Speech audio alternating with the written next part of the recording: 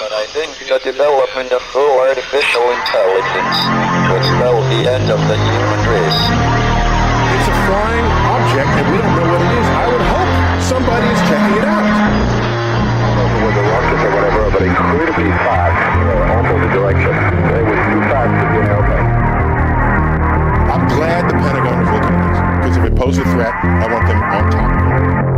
Well, the craft generates its own gravitational field. You said there's lights in the sky? The internet has become the command center for criminals and terrorists. 911, what's your emergency? I need help, please! Well, let it happen. That's what we're instructed to say. Roswell, Area 51. Alien kept deep under the ground.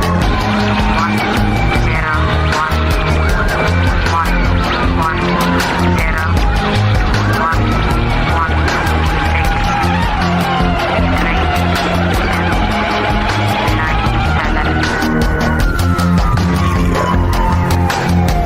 Doesn't have your best interest in mind.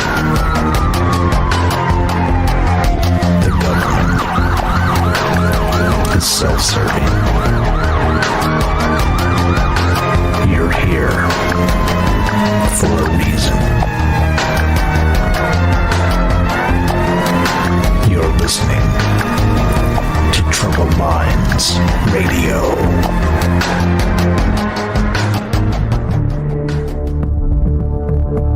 Broadcasting live from a secret bunker just off the extraterrestrial highway. Somewhere in the desert sands outside of Las Vegas. From somewhere in space-time, loosely labeled Generation X on planet Earth.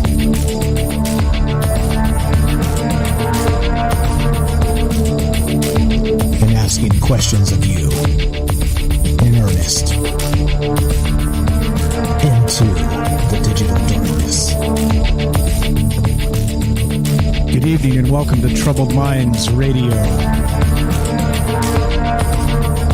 I'm your host, Michael Strange, and hello to all of you who may also have troubled minds. This show is about all the things we're not allowed to talk about. Do you know what those things are? Aliens, conspiracy, the paranormal, the government, academia, the 24-hour news cycle, propaganda, and the general feeling that we live in the upside down. We are streaming live on Facebook, YouTube, and DLive. We are broadcasting live on the Fringe FM. If you want to be part of the show tonight, the number to call is 702-957-1037. That's 702-957-1037. You can join the Discord at troubledminds.org. Also, please join the Discord at fringe.fm/chat. A couple different Discord servers going on. It's exactly the same program. Very, very minimally invasive. You can meet all kinds of new people and share ideas, and the communities in both places are amazing. So please do those things. If you have not joined the Discord yet, please do. Lots of smart folks over there and lots of good information being shared. And more importantly, the vibe. The vibe is the most important thing to me there. And the communities in both spots have been just absolutely amazing. And like I said, I learn a ton of information from pretty much everybody. And very much like I say, it's always been a sort of a crowdsource situation with this show. And so as a result of that, I do appreciate people sharing links, people sharing ideas, people actually putting out show ideas of things to come in the future. I mean, there's a whole lot of stuff going on in there. So like I said, don't miss out. Get in there, please. Troubledminds.org. Click the Discord link on top, fringe.fm/chat. Get in there and say hi. Lots of smart folks. All right, so tonight. Now the thing, as you know, if you guys listen to the show, you guys know that I watch the news cycles very closely, and I try to pick out what's going on with the propaganda, right? With the whatever's happening with, in particular, we watch UFO news, we watch the space news, we watch all kinds of stuff. We watch the political news a little bit, just in the broad sense that you can kind of maybe discern what's happening by what they're saying and what they're not saying. So in any case, as you know, this past several weeks and in June in particular, this month has kind of been, as the Night Stalker out there put it, the summer of saucers, meaning that this disclosure effort, this disclosure narrative is reaching a fever breakneck pace. And we are now, 10 days? I believe it's 10 days from the actual release of the 6-month UFO report that was tucked into that COVID relief bill back in December. So it's coming. I mean, that stuff is on the way. And so as a result, I think we've seen some marketing efforts by Oreo. We've seen some marketing efforts by other things coming up. And I don't know, like me, you know, I think to really understand this stuff, and this is just one guy's opinion, right? Like, please trust me. This, like I always say, I'm not a doom preacher.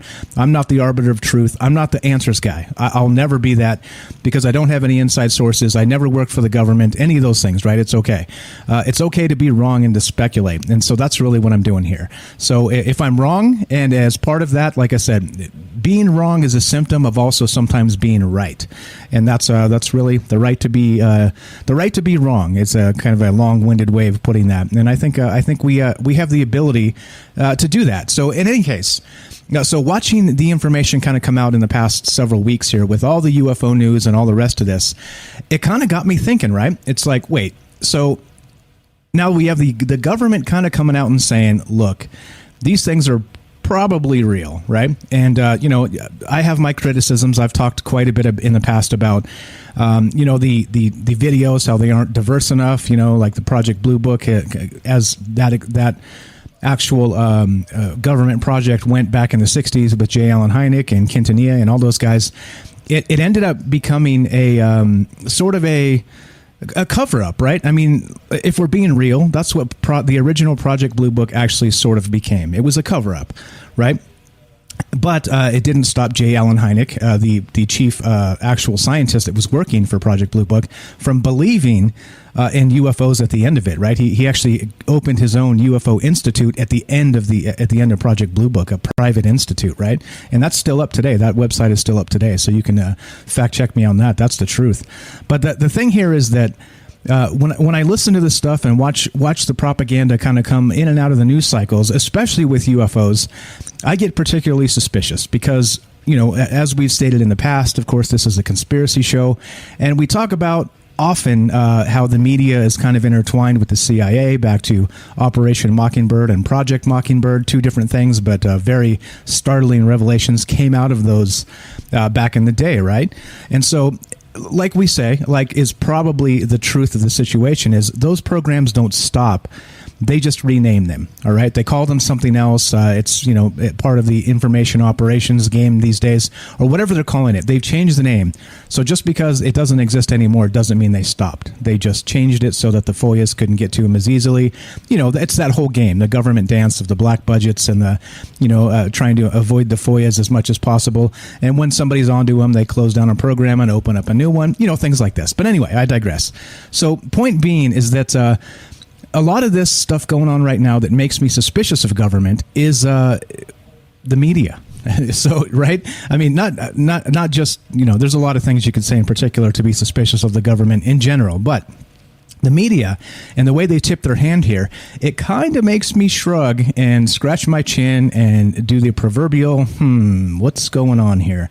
So as I'm reading these news cycles and kind of staying really close to this to just try and figure out what the heck is going on here, I was on the Washington Post, and I know, I'm sorry, but I was on the Washington Post, and this article caught my attention, and this is just from yesterday, I believe.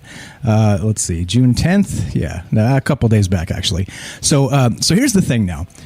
This is the headline, and it is thought provoking, and so that's really why it caught my attention. But the headline is this: contacting aliens could end all life on Earth.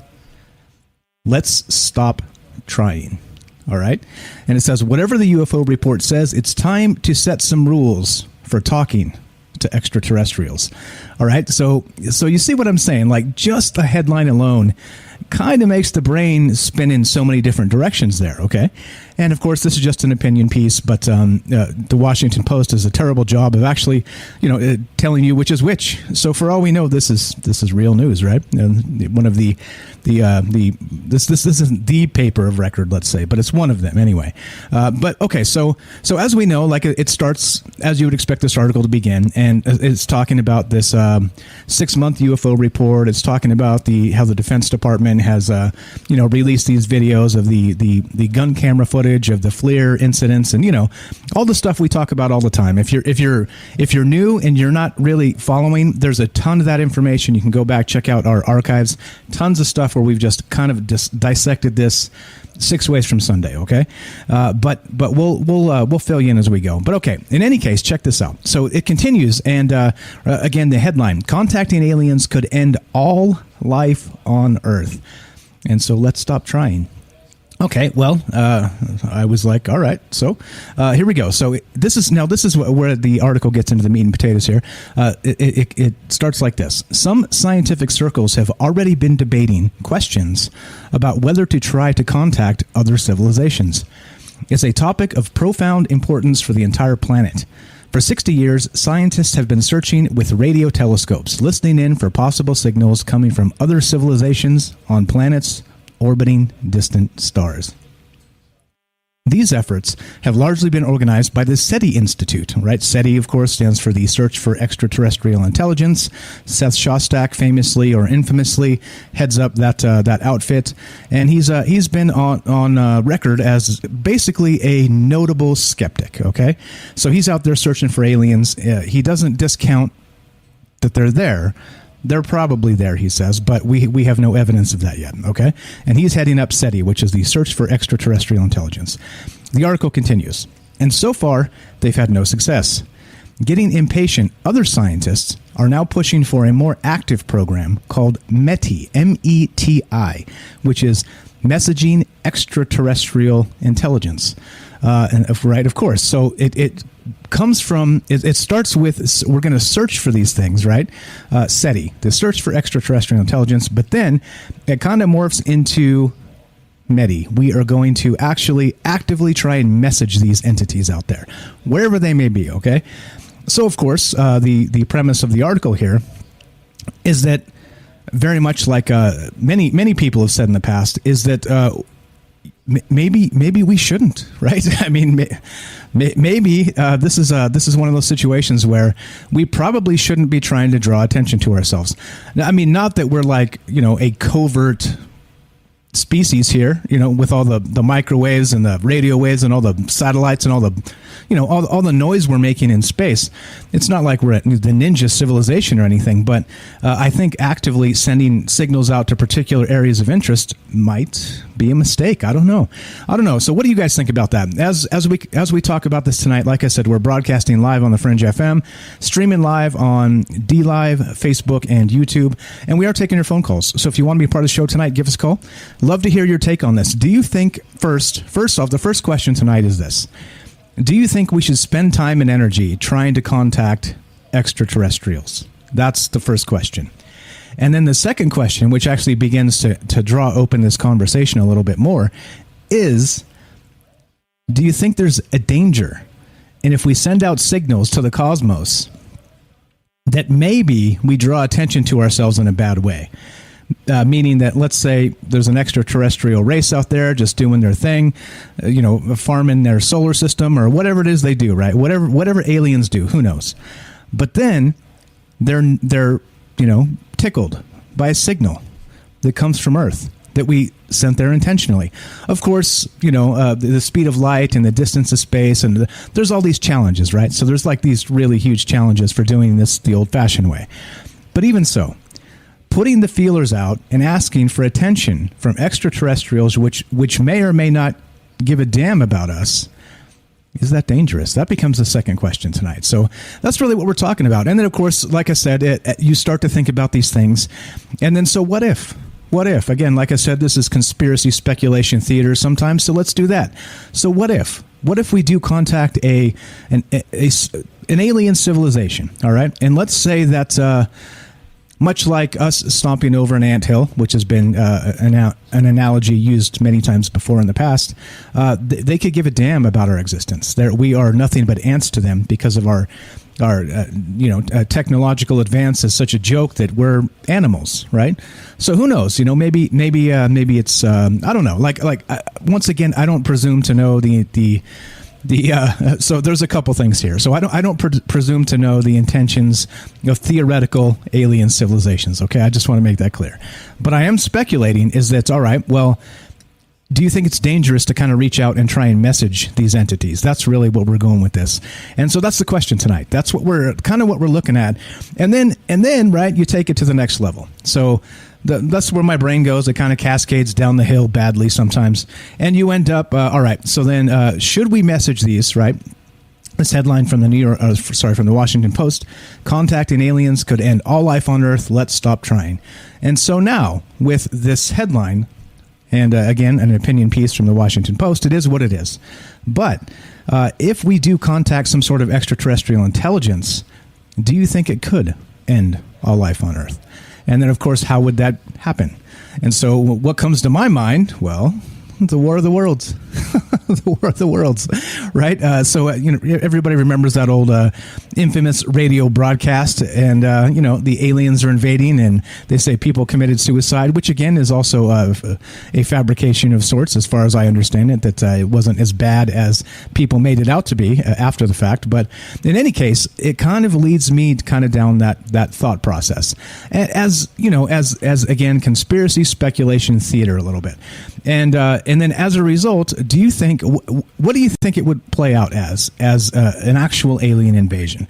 So that's what's on deck tonight. That's what we're talking about. Those are all the things kind of on my mind as I think about all this stuff, as I think about the news cycles, as I think about pieces like this in the Washington Post, as I think about all kinds of different things, right? Should we be concerned? Should we be reaching out to aliens? And if we do contact them, do you think that we're possibly in danger? And I don't mean Project Bluebeam style of like the government using the premise of a fake alien invasion to steal all our rights. I don't mean that. I mean Independence Day style, right?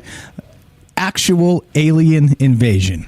That's what I'm talking about. So, like I said, we get the opportunity to go out on a limb sometimes, and so we're doing it. We're going to go out on a limb here and speculate on what that might be. And I also looked into a few things, which is pretty interesting. Is if you start digging, there are actual government programs that have been put in place to actually stave off an alien invasion. If you can believe that. So we'll get to that tonight. That's what's on deck. Lots of good things to talk about as we kind of think about this and consider these possibilities. Like I said, I'm not trying to tell anybody aliens are about to invade. All right? Like I said, we're doing conspiracy, speculation, theater. All right? So sometimes it's a little better than the news cycle, so we're just going to roll it like that. But you get what I'm saying. So should we contact aliens? If we do, is it dangerous? And if it's dangerous, what does that look like? What does that danger look like to us? Actual alien invasions? I think, maybe. We'll see, I guess. And of course, there's some folks who, if you go out there on the edge of the cliff, right, like the very, very end of the branches, right, where the limbs are very, very thin and weak, you'll find guys like, well, I'm not going to mention names, but you'll find people that suggest that all this stuff is already happened, or all this stuff is right. And I mean, you know who I mean. I don't mean like speculation. I mean, they're like, have websites up and they're making careers out of doing things like this. So in any case, that's what we're talking about tonight. And if you want to be part of the show, we got a phone call coming in. We'll take that in just a sec. But that's what's on my mind tonight. If an actual alien invasion happens, how will it go down? Do you think the government and the world is actually able to defend ourselves? And that's what we're talking about. So here's what we're going to do. We're going to go to this phone call in just a sec. And as we continue, if you want to be part of the show, 702-957-1037. That's 957-1037. You can also join the Discord. Lots of good stuff there.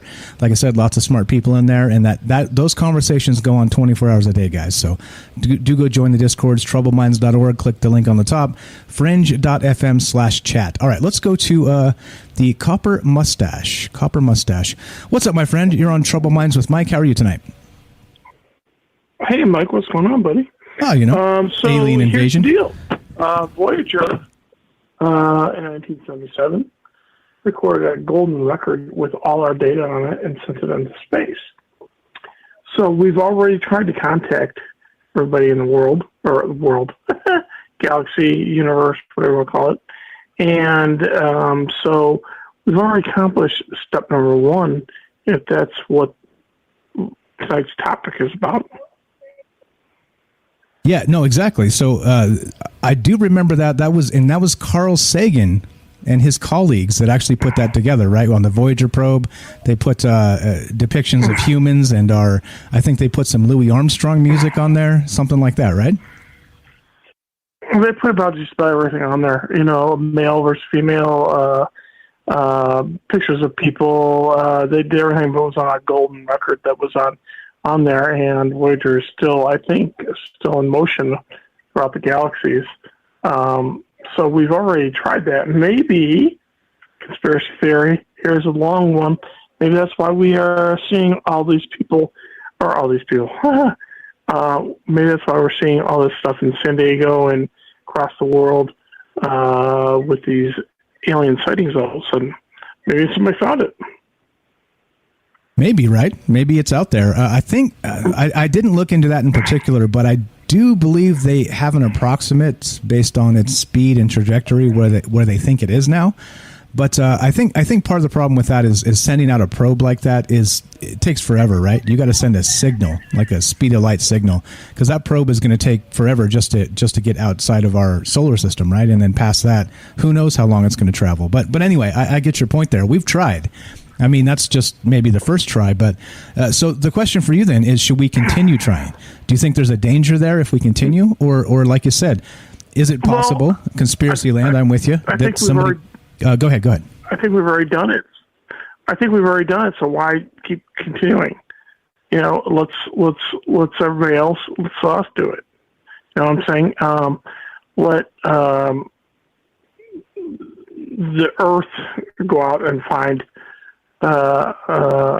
other creatures or other alien forms or whatever the case may be. But we've already tried it. I mean, we've attempted it. Other governments haven't, but the United States have. Maybe other governments have tried it. We don't even know. But it's been tried, and it was 1977, so it's been a long time. That thing's been out there for a while. So even at its mundane speeds, it's still traveled quite a long ways. And all it takes is one little catch of somebody floating past it to say, hey, what's going on with this thing? And like I said, in the last, year or two, all of a sudden we've seen all these amazing alien or UFOs, I'll just call it, really cruising throughout the United States. Okay, all and right. the world. All right, so you think we have. So how about this? Do you think we're in any danger then? If the aliens are now aware of our presence, do you think we're in any danger as a fact of that happening? I don't know, but it's kind of like playing a Russian roulette in a way, because we don't know what is out there, and we don't know if it's positive or negative. So to do it is really a risk, really playing like roulette. Yeah, I agree. I think it's something we should pay attention to as if we're asking for trouble, possibly, right? Trying to pick a fight with a bully that we can't stand up to, or maybe not. Who knows? I'm just using human terms to describe interstellar relations, possibly. Copper Mustache, we got to go. You know what that music means. I appreciate the phone call tonight. Thanks for kicking off the conversation. As always, thank you. Thanks a lot. Talk to you soon. There you go. You guys want to be part of the show? It's as simple as that. Appreciate the phone call. 702-957-1037. That's 702-957-1037. This is Troubled Minds. I'm Michael Strange. We're talking about a possible alien invasion. Don't go anywhere. More after the break.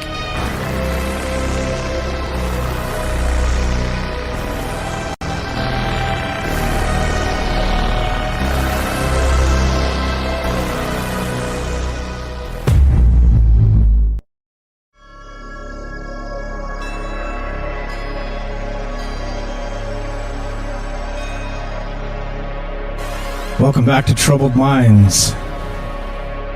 I'm your host, Michael Strange, and we are broadcasting live on the Fringe FM. We are streaming live on Facebook, YouTube, and DLive. Tonight, we are taking your phone calls. If you want to be part of the show, the number to call is 702-957-1037. That's 702-957-1037. You can also join the Discord at troubledminds.org. Click the Discord link and be on the show that way as well. Tonight, we are talking about an actual alien invasion. What I like to call conspiracy speculation theater. And so it goes a little something like this. What do you guys believe is the reality of this situation? Do you think that there's something to this whole... So the thing that actually makes my mind move here, and try and keep up with the rest of the stuff that's going on, is that the media is just going full-on nuts with UFO nuts, with the summer of saucers, with the UFO craze of the 6-month UFO report, and it's just kind of flooding news cycles. And, you know, not so much as it was a couple weeks ago, 3 weeks ago, whatever that was, when these UFO stories hit the actual 60 minutes, right? And so it wasn't quite like that. That was like a flood of UFO news for like 10 days straight. It was crazy, but it ended up a little bit weird, right? A little bit strange, a little bit. Now we're sort of in limbo, kind of waiting for the other shoe to drop. We had a possible leak of this 60-day or a 6-month UFO report.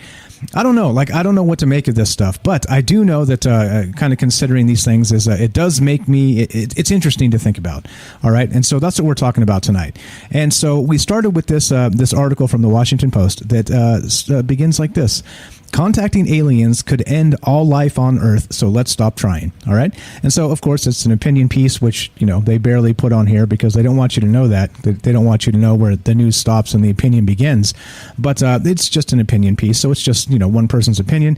And this article was actually written by Mark Buchanan, all right? And this was on June 10th.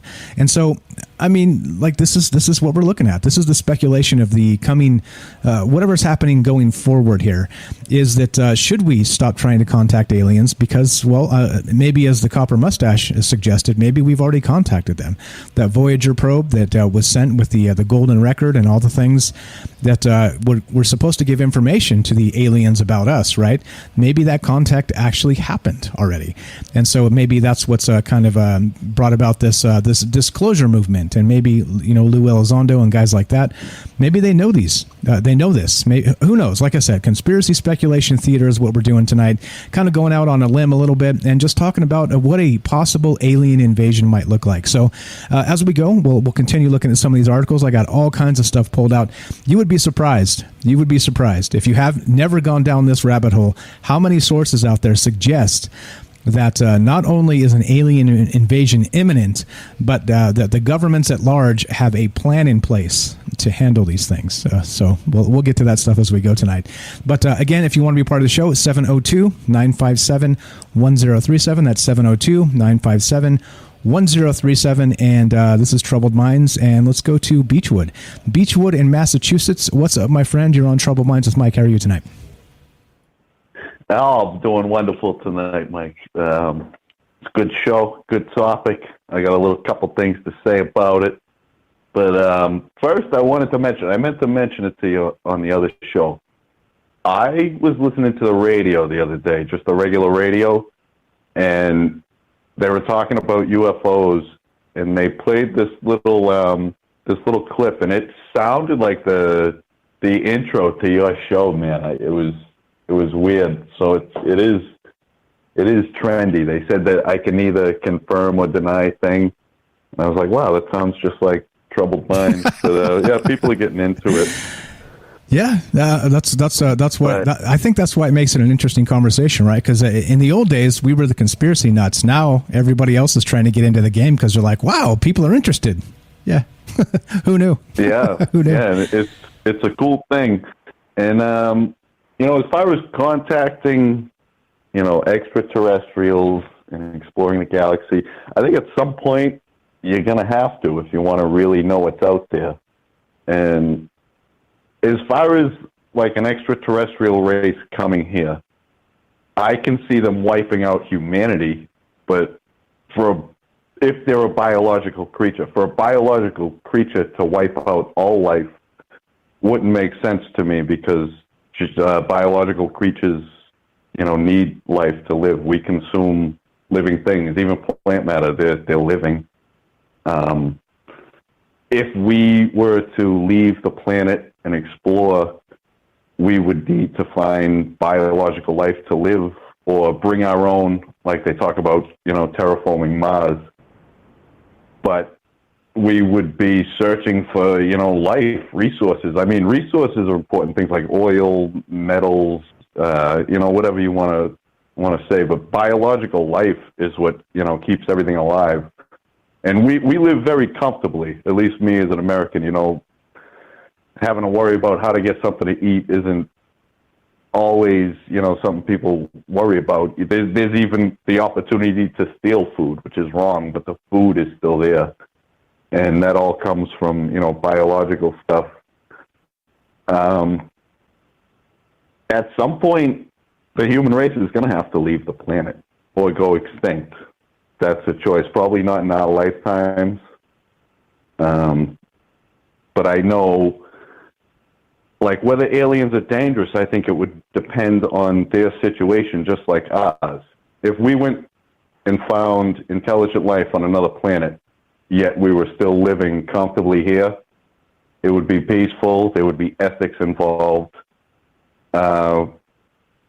If things weren't well here and we're on the edge of, losing everything, things won't be peaceful and ethical. Human beings don't like to lose. They don't like to die.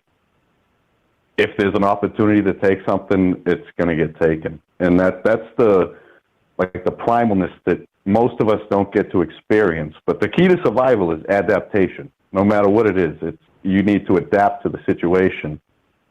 And like a person, no matter what they want, what their greatest desire is, what they have, if you take them and hold their head underwater, a couple seconds will go by, they'll be okay. But then, 30 seconds, a minute goes by, all they're going to want to do is take a breath of air. They'll forget about everything else except getting the breath of air, because that's what they need to live. And society hasn't quite experienced that yet. If there's an extraterrestrial race that functions the way we do and they're experiencing that, yeah, they'll probably wipe us out and, take what they need to live. If, the Earth is a desirable planet. But I want to explore space. I was thinking the other day, at one time, you could walk down to the ocean and people actually didn't know it was on the other side of the ocean. Like, I look across the ocean, I know that Europe's on the other side. I know it's there. It's not like, I know it's there. And at one point, people didn't know. People actually didn't know. That mystery was still there. And people love mystery. It's weird. We love things that are rare. We love to explore. But I think we may be coming to a turning point where either way, it's going to be a chance, like the Russian roulette thing. Whether to take it or not, I say take it. Whatever, go for it. But, that's just me. But as far as worrying about it, it's really, I'd say 50-50. It all depends. There's other variables and elements that play into that. But, yeah, that's just my take on that. Yeah, you got some fantastic points in there. And I just don't know that, like I said, trust me, I'm not, this is not fear mongering. This is exactly like I said, conspiracy, speculation, theater. So it's just kind of like some thought experiment, kind of down the rabbit hole type stuff to think about as possibilities, right? And so that's all I'm saying. It's not trust me, I don't believe an alien invasion is imminent. Nothing like that. I just want to be clear, because sometimes people misinterpret the things I'm saying. He try to read between the lines when I'm not that type of guy. I'm a say what I mean type of guy. But okay, so some fantastic points there. Specifically, that if they've been here for a long time and they wanted to take us out, or had the technology to get here for much longer than us, of course you'd figure that if it was a threat, the threat would have already come and gone, right? They probably would have already taken us over. Another one too is that the whole threat narrative thing it may be a human construct of sorts, right? Because if you end up as an alien race, you would expect to at some point be maybe enlightened, right? More than humans. And so, like you said, maybe to them, life is a sacred thing and not something to be stomped on and burned and, dumped on the bottom of an ashtray type of thing. So you got some really good points there, man. That is very true. And humans kind of have a notorious reputation for being that way. I hate to say it, but they do. It's just the way it is. It's society. But, oh man, I had one more point. It just slipped my mind. But I don't know. Maybe I'll remember and give you a call back. All right. But you know the number, my friend. You know where to find me. And I'll keep listening, my man. Okay, I appreciate it. Thank you, Beechwood from Massachusetts. Thank you for the call, and we'll talk to you soon. Have a great night. Take it easy. Thanks, man. You too. There you go. Simple as that. So tonight we're talking about, again, I like to call this conspiracy speculation theater, right? And we're kind of postulating on the idea that an alien presence may come and be hostile to Earth, okay? And what would that look like, all right? And so we'll get into some of that as we go. Basically, War of the Worlds, right? I mean, I feel a little bit at home here because we're on the radio, and we're talking about War of the Worlds, right? I mean, that's kind of what we're talking about. So it's, it's kind of like where the infamy of that conversation really started on radio. So I think we're at home here discussing this stuff. But anyway, that's the case. That's what we're talking about tonight. And we started with this article here. If you're just joining us, I know radio folks come and go. So let's just recap real fast. The Washington Post Washington Post published an article here. It's actually an opinion article, okay, not actual news. But the headline is "Contacting Aliens Could End All Life on Earth. Let's stop trying." So back to that. Do you think that so the questions tonight are several actually, and kind of starting at this point and going down that rabbit hole of, all right, so if aliens are possibly hostile, should we stop trying to contact them, right? It's one of those things where we don't know what's actually happening. The population at large. Some of us, may think we have a better idea than others, but I don't think anybody really knows until you can, blow the alien whistle and have ARF from Alpha Centauri show up. You know what I'm saying? And once that happens, okay, fine, you win. You were right all along, right? But I don't know until we can get to that point. I just don't think that the answers to me are, let's say, insufficient. Okay, not moot, just insufficient. All right, I think there's more data we need to kind of collect here.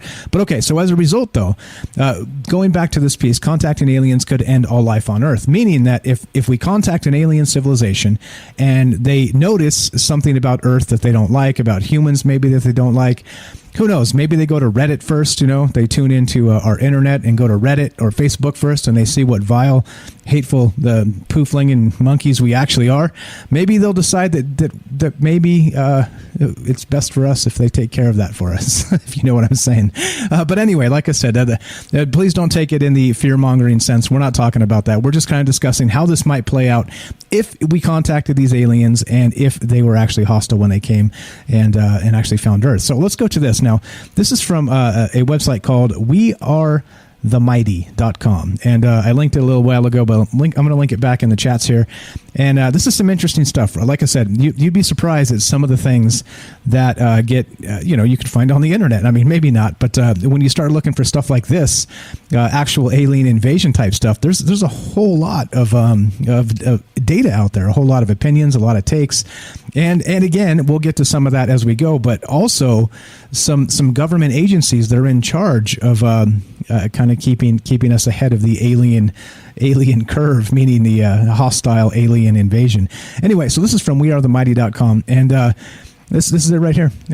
It says, this is written by David Grove on April 16th of 2021. It says, this is Earth's best defense against an alien invasion.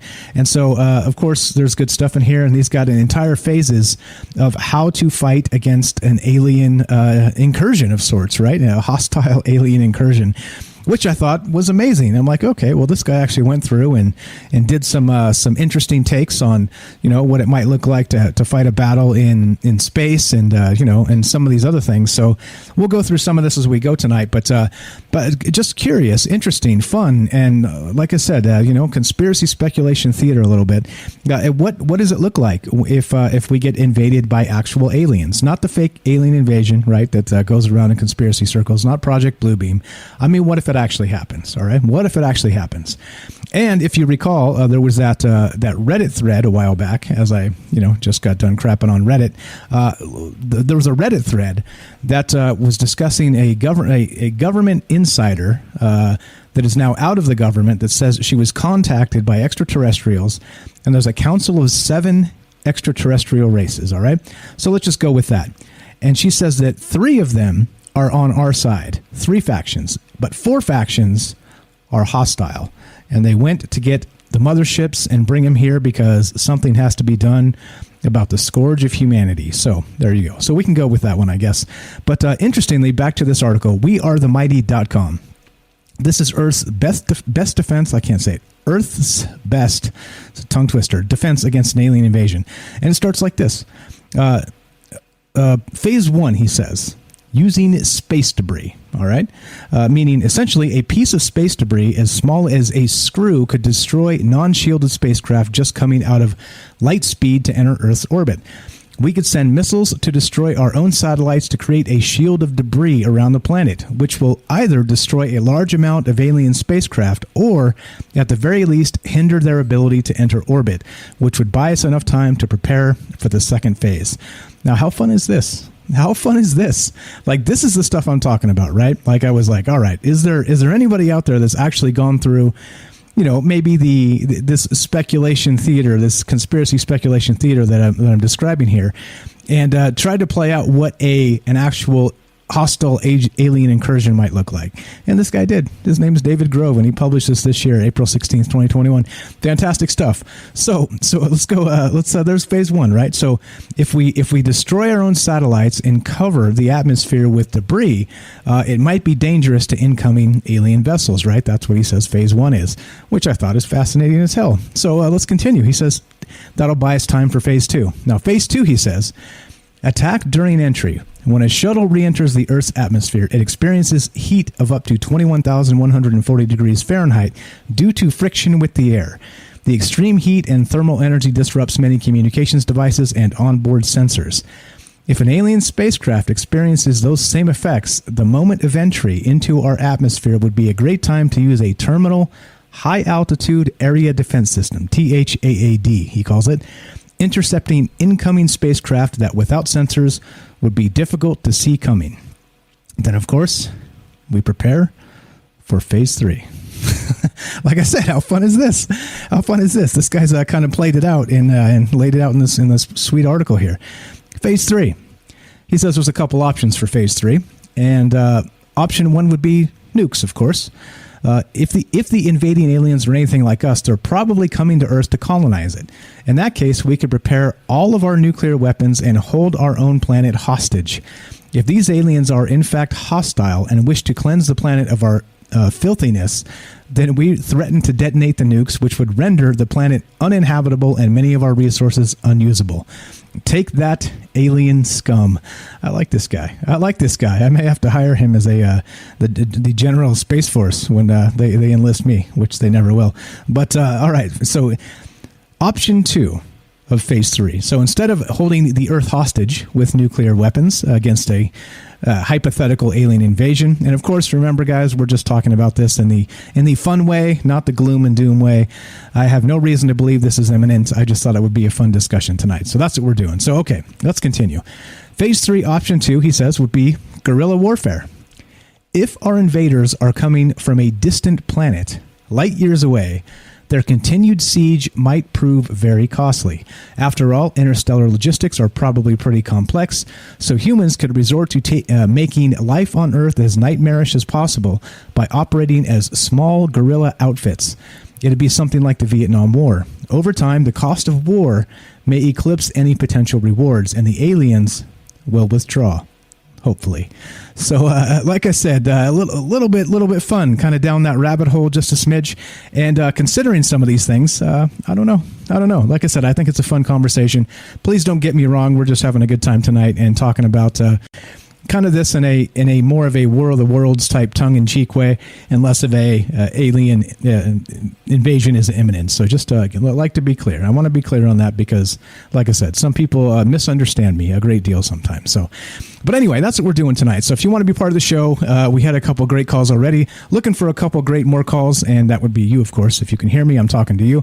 Give us a call at 702-957-1037. That's 702-957-1037. We got a break in a couple minutes here coming up at the top of the hour, but then we got plenty of time for you tonight. So what are your thoughts on this as we kind of do that conspiracy speculation theater and consider what an alien invasion might look like if we contacted aliens and they were hostile and they came here at Independence Day style?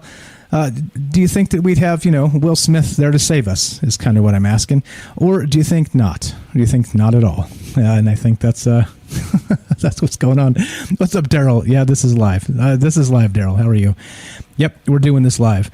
We don't do this any other way but live. Okay, so that's what we're talking about tonight. We are talking about the possible alien invasion, and it kind of spurred the idea in my mind from this Washington Post article. Contacting aliens could end all life on Earth. Let's stop trying. So there we go. That's what we're talking about tonight. That's the conversation. And like I said, I think it can be a little bit fun. It doesn't have to be so doom and gloom. And thanks to this nice individual on the website, wearethemighty.com, we got maybe an interesting look at what phase 1, 2, and 3 might look like if we're actually fighting back against an alien incursion. So like I said, pretty good stuff. And that's what's on my mind tonight, because why not, right? I mean, would you rather talk politics? Right? You know what I'm saying? Like, I'd rather punch myself in the face than talk politics. So, some nights we talk about aliens, and so that's what we're here doing. So, once again, if you want to be part of the show, this is Troubled Minds. I'm Michael Strange. We're taking your phone calls live tonight. We are streaming live on Facebook, YouTube, and DLive, broadcasting live on the Fringe FM, and the subject is the alien invasion. What happens if this is actually going to happen? And like I said, conspiracy speculation theater. Nobody get too worked up. I'm not saying it's imminent. I'm saying, what if it is, though? Right? We're playing that game a little bit. So it's okay. Please, we're not fear-mongering. None of that stuff. Just having a conversation tonight. If you want to be part of the show, give us a call at 702-957-1037. That's 702-957-1037. And we'll continue talking about this stuff. As you can see, we like to have a little bit of fun here on the show. Lots of things that other people do not discuss, we do. Because why the hell not? Why the hell not? Once again, Troubled Minds, I'm Michael Strange. Don't go anywhere. More alien invasion and talk about what we could do about it or what we can't do about it after the break. Don't go anywhere. We'll be right back.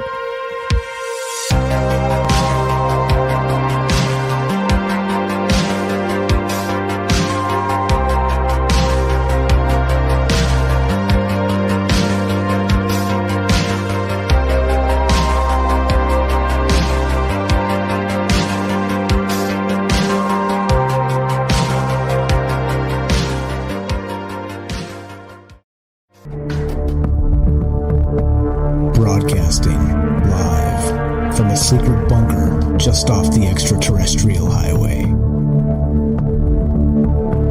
Somewhere desert sands outside of Las Vegas. From somewhere in space-time, loosely labeled Generation X on planet Earth.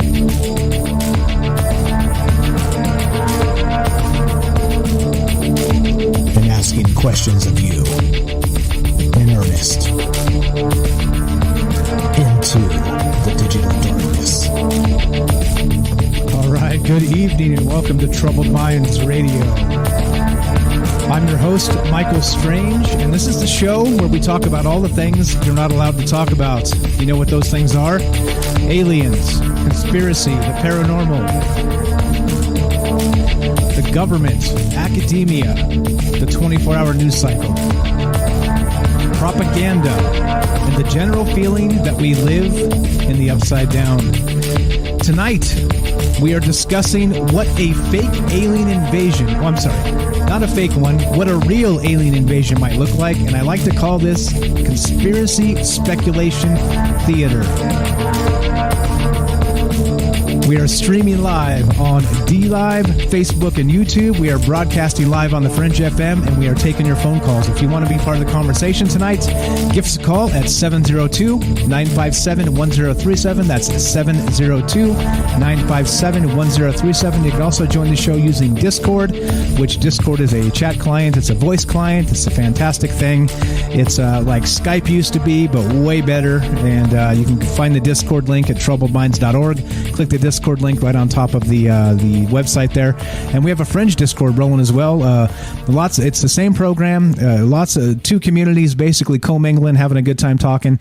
And if you want to be part of that, please join all of the Discords. It's like I said, it's one program, fringe.fm/chat, and get in there and say hi. Come say hi to all the fine folks that are listening on Fringe and also on all the other places we're streaming here. So okay, we have phone calls on deck. I appreciate all the enthusiasm, like I said. So let's just go straight to the phone calls. And again, tonight we are discussing, let's just reframe this just real quickly so that if you're just joining us, you understand where we're starting tonight. We're starting here. We're starting with the Washington Post. And they said, contacting aliens could end all life on Earth, so let's stop trying. And so it kind of, it got me started with the whole thinking process of what it might look like with a real alien invasion. And so that's the conversation tonight. So we've got phone calls, so let's go to the phone calls. Let's go to, I'm not sure who this is, but you're on Trouble Minds with Mike. What's your first name? Where are you calling from? Hey, it's Derek from Mass, the Night Stalker. Derek, what's up, my man? How are you? Pretty good. I'm calling from the store, so if you get a little background music, that's the store music. I can't really control it. All right, no sweat. Every 10 feet here. No sweat. You sound great. Go ahead. I got to be quick, but I got a couple of thoughts on what would happen if aliens ever invaded. Do you ever see, first, I just want to say that it's probably a terrible idea. Like, it's probably not going to work out well for us. If it's like an Independence Day style type thing, if we're dealing with biological entities like we are, they're either like, they have all their stuff together, or they're probably like us. They're probably more parasitic, like the Borg or whatever. But with that being said, I want to. Like, I've been dying to like get like a shortwave radio or some kind of CB radio and just kind of like flip through the channels and stuff. There's some movie on Hulu where like these three guys like go into the woods like all summer basically, and they have all kind of like tech in their car and stuff, and they end up being the ones to like make first contact with whatever's coming, with whatever signal's coming, and the whole vibe of it just seems like so relaxing and just seems like camping with like a sci-fi twist to it, and I feel like that'd be cool, you know? Yeah. Go ahead. I know you're short on time. Go ahead. Sorry, I was going to try. But as far as like an actual like invasion style, like or what would happen if like real Independence Day style craft came down? There's that classic quote from Stephen Hawking where he talks about it would be like when Columbus or the conquistadors or whatever came over to North South America, and how it didn't work out that well for the indigenous, whether it be viruses accidentally or just the intentional seizing of everything that they have. Like they're coming here for a reason. If they're coming here, like if they're incentivized to like make the trip after we contact them, it's either to hang out with us or to like take what we have, pretty much. But you ever watched the show Falling Skies? It was back in like the back in like probably 2009-ish. range. It was on for like 4 or 5 seasons. Never seen it. No. Starring that guy, like one of the guys from ER, like one of the big guys from ER. But essentially, it like takes place like a year after aliens invaded, and they're having to like bunker together and form these little militias, and it's all guerrilla style warfare, and it's pretty badass. It was on TNT back in the day, and it's one of the better network shows. But they're doing it like how you would imagine if our technology just got wiped away, if we get hit with this big EMP pulse or whatever, and we're back in the Stone Age, and then we get to deal with futuristic technology. How would we deal with that? It would need to be like extremely guerrilla. Most likely, we would try to figure out what their intentions are, like what their relationship with us is, and like try to like Trojan horse it somehow. Like try to like whatever they're snatching up, if it's people or whatever. If it's people, if they're snatching up people, then most likely what we'd do is put a virus inside the person and use it as bait, and hopefully that would work.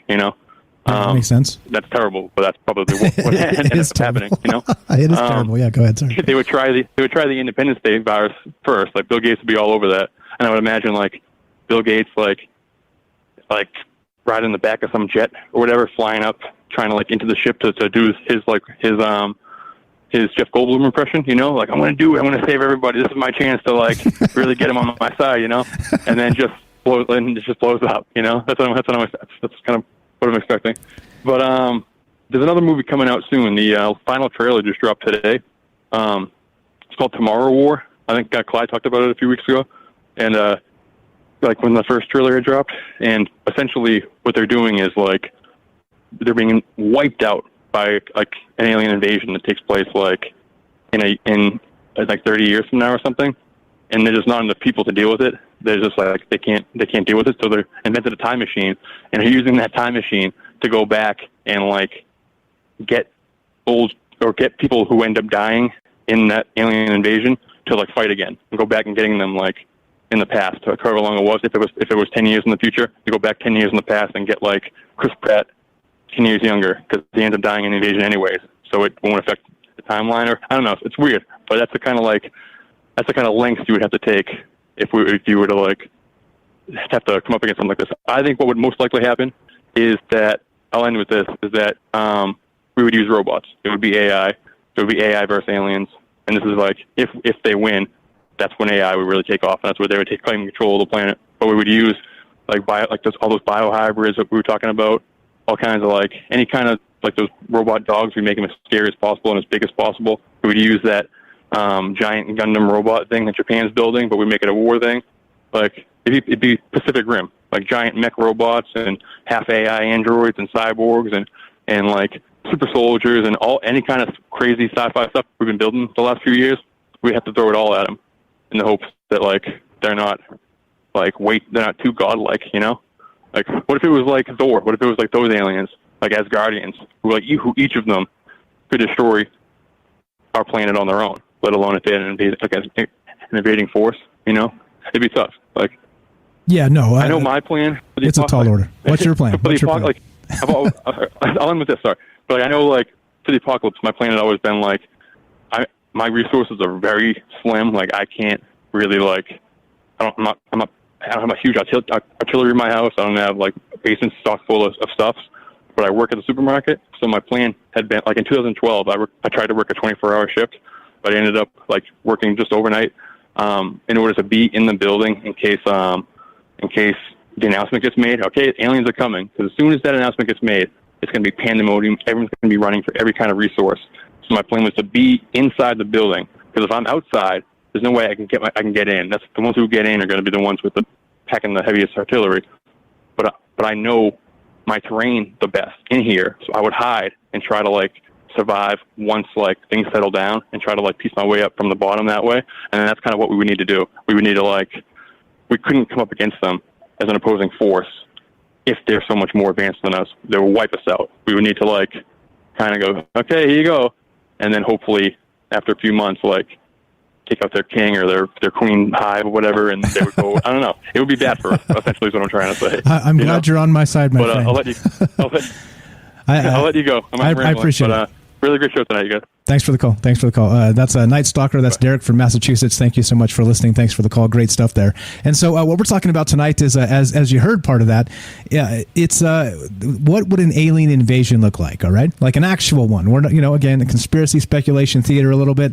And we're not talking about Project Bluebeam and fake alien invasions and government interference and things like that. We're talking about the actual thing. What if it actually went down? How do you think it would go down? And do you think it's a dangerous thing for us to be contacting aliens? We got another call. Let's go to Adam. It looks like Adam in Ohio. You're on Trouble Minds with Mike. How are you, my friend? Hello? Are you there? Adam, can you hear me? Yeah, how you doing? I'm doing good. What's on your mind tonight? All right, great. So the last guy was right on some points, but I disagreed with the AI thing because from what I understand, the AI is what's going to be hurting us up. And I always love our technology is going to be useless because they're so far ahead of us. They're going to be using whatever we have against us. But I believe in the 7 galactic entities, and that we are basically, it's been called down from on high that we basically are supposed to be seeing some shit happen here real soon. It is going to go down, and like we didn't pass the test of ascension as humanity on a whole, and basically the Anunnaki are going to be on the ground when it goes down. But I believe that like coronavirus is already basically, are you still there? I'm still here. I'm listening. All right. Yeah. Coronavirus is like the first step, except we implemented ourselves because like, I think that it's like a biological nanotech that attacks our respiratory system. And I mean, I believe that the elite believe that they're gonna like have their bases on Mars to run away to whenever the shit goes down. But I think the people that leave are gonna be kind of be messed. They're gonna be messed up because we're supposed to be here on Earth. So when you die, your soul progression, they're gonna be messing up with their evolution of the souls, and in a sense, like whatever happens is supposed to happen, and we're gonna be okay, but I don't know, it's kind of hard to explain, but I don't know. You following me a little bit? Yeah, I'm with you. So you have faith in humanity that we're going to be okay. I'm with you there. Like I said, don't take this as doom and gloom. I'm not trying to do that. There's too much fear out there as it is. I'm kind of doing this as a fun, tongue-in-cheek kind of thought experiment. So it's okay. Like we don't have to be too serious here right now. So you got some good points. I appreciate you calling in. First time caller. You found us on Facebook, I presume. Yeah. Right on. Yep. Right on. Thanks for listening. So, thanks for having me as part of the show. And I just wanted to say, just hunker down and, love your family and just be the best that you can be and promote love. And as far as contacting aliens, is CNN or whatever said that, Washington Post, we're already in contact with aliens. I mean, the Palladians are contacting us with the crop circles in England and stuff, and people are leaving messages back. Like those, and the Palladians, they are the good ones. But like, I was told that the Anunnaki are going to be on the ground in the coming war, and I believe that we are going to instigate the next world war, and we're going to be fighting amongst ourselves, and then basically they're going to come in and finish us off. Now, there's also, like, what has happened in the past? What would they do in the case of an alien invasion? Well, let's see. They could hit us with an asteroid or a comet, which would be way more powerful than a nuclear bomb. Or you have a pole shift, which basically turns our land masses upside down. You can have water in the place of land or land in the place of water, and basically rearranges our entire topography. And volcanoes, eruptions, and it's not going to be just some chance of guerrilla warfare with some advanced technology. They're going to just do some shit that's going to wipe out most of us. Okay. And then come in and Adam, deal with the rest of it. Sorry about the language. I was going to say, come on, we're on the radio, bro. We're on the radio. Those are my beliefs on it. And, whatever happens is going to happen. but stick to love and good intentions, and that will save us all. All right, I appreciate the call. Thanks for listening. Thanks for your take tonight. That's Adam from Ohio. Appreciate that. All right, if you guys are listening to the show tonight, we are talking about alien invasion, and like I said, I like to call this conspiracy speculation theater. And it's this is not doom and gloom. We're having a good time. Just kind of I don't think an alien invasion is imminent, so don't quote me wrong on this. It's just fun to think about, fun to talk about, and so we are taking your phone calls on that topic. 702-957-1037. That's 702-957-1037. This is Troubled Minds, and let's go to Daryl in New York. What's up, Daryl? You're on Troubled Minds with Mike. How are you? Hey. Hi, how you doing? I'm doing great. Good show. Thank you. What's on your mind tonight? I like Night Stalker's idea about hunkering down in a supermarket. I think that's a great idea. Then you'll have enough to eat, and you can make all kinds of vinegar and baking soda bombs and things like that to defend yourself. That wouldn't be a bad idea. Yeah, not bad. But I think they're already here, first of all, and I think their technology is so advanced. I think they're probably going to be able to control us, like mind control us collectively, and just plug into some kind of collective consciousness. That the only way we would be able to survive that is to have, at least 1% of the population has to be on the same mindset to fight that kind of power, Because already, when you hear about people that are abducted, they don't have any control over what's going on when they get abducted. They seem to be able to be, manipulated into being examined and, all kinds of stuff, and they even forget that it even happened. So, it seems like they have amazing technology. Now, if we got our hands on their technology, I think we're even more screwed, But I think they would use their technology against, to control us more or less. And as far as annihilating us, maybe they'd need us, around, or they're just way too outnumbered yet to try to pull anything. I think they're intimidated by our size. But I think they're already here. I think their ability to cloak themselves is incredible. And even when you hear about the way they travel, like people that have been on ships, etc., or people that have witnessed the technology themselves, they say that it's almost like they control their spacecrafts with their minds, that they're symbiotic with the spacecrafts. The spacecrafts have exoskeletons. I don't know if you've heard that story. I've heard it more than once from different places, like David Dare. If you know David Adair, he was the one that made a rocket that back in the 70s. He's got a great story. He was on Art Bell for 7 hours. He's a rocket scientist. He's a genius. Anyway, he was taken on one of these crafts down at Area 51 that he described almost identical to Bob Lazar's story about Area 51. And also very similar to Linda Moulton Howe's story about Antarctica's technology, supposedly that her whistleblowers have seen, that they have ambient lighting and it's been underground for 2 million years and it still works, that's been under ice, So it's very similar to what they described Area 51. You can see the curvature of the Earth.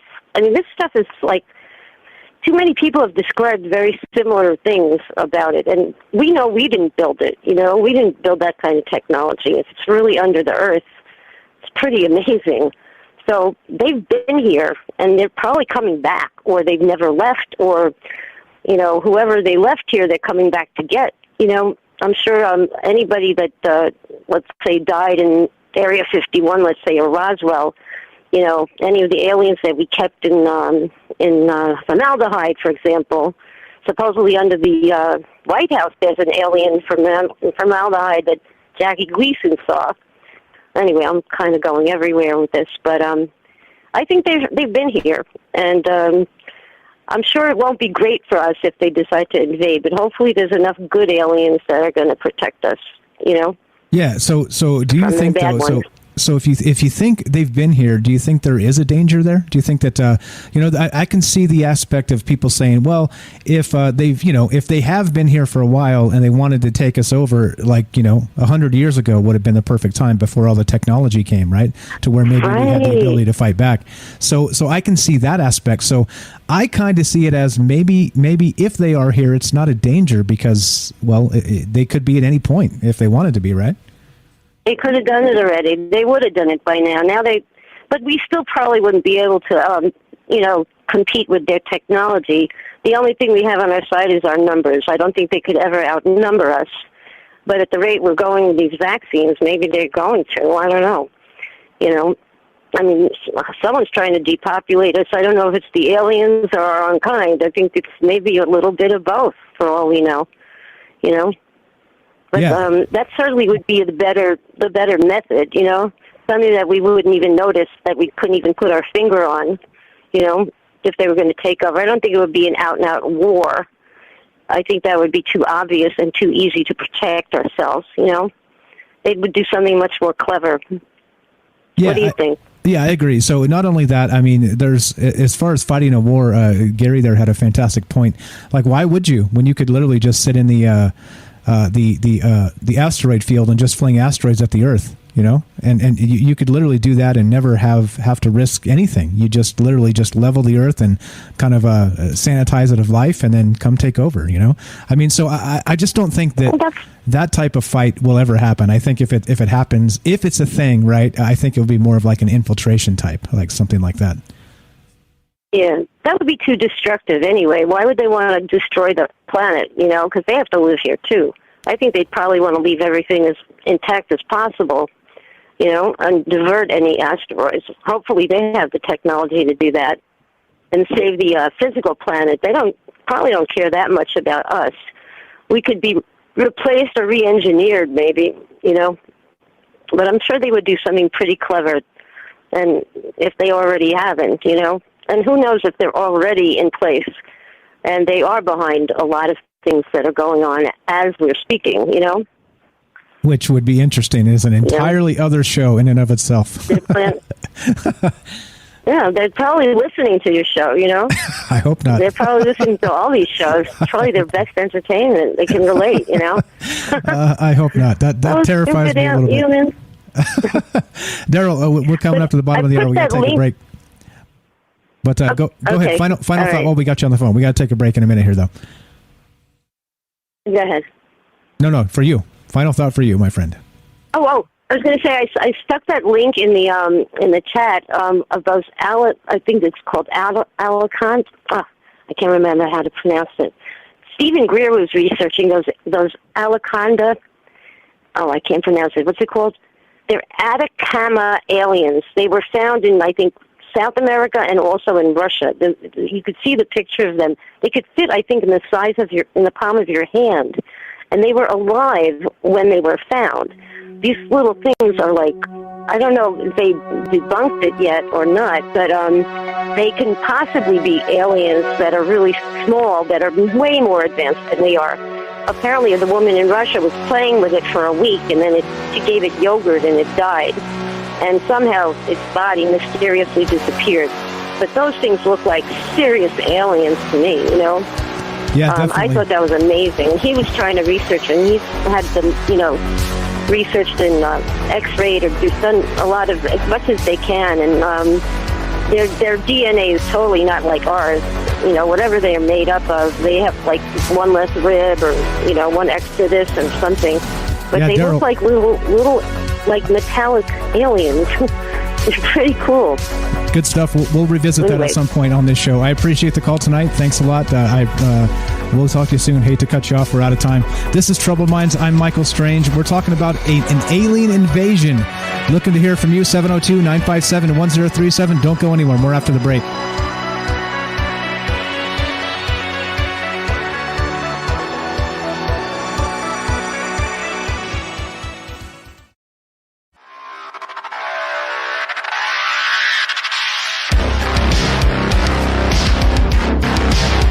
right, welcome back to Troubled Minds.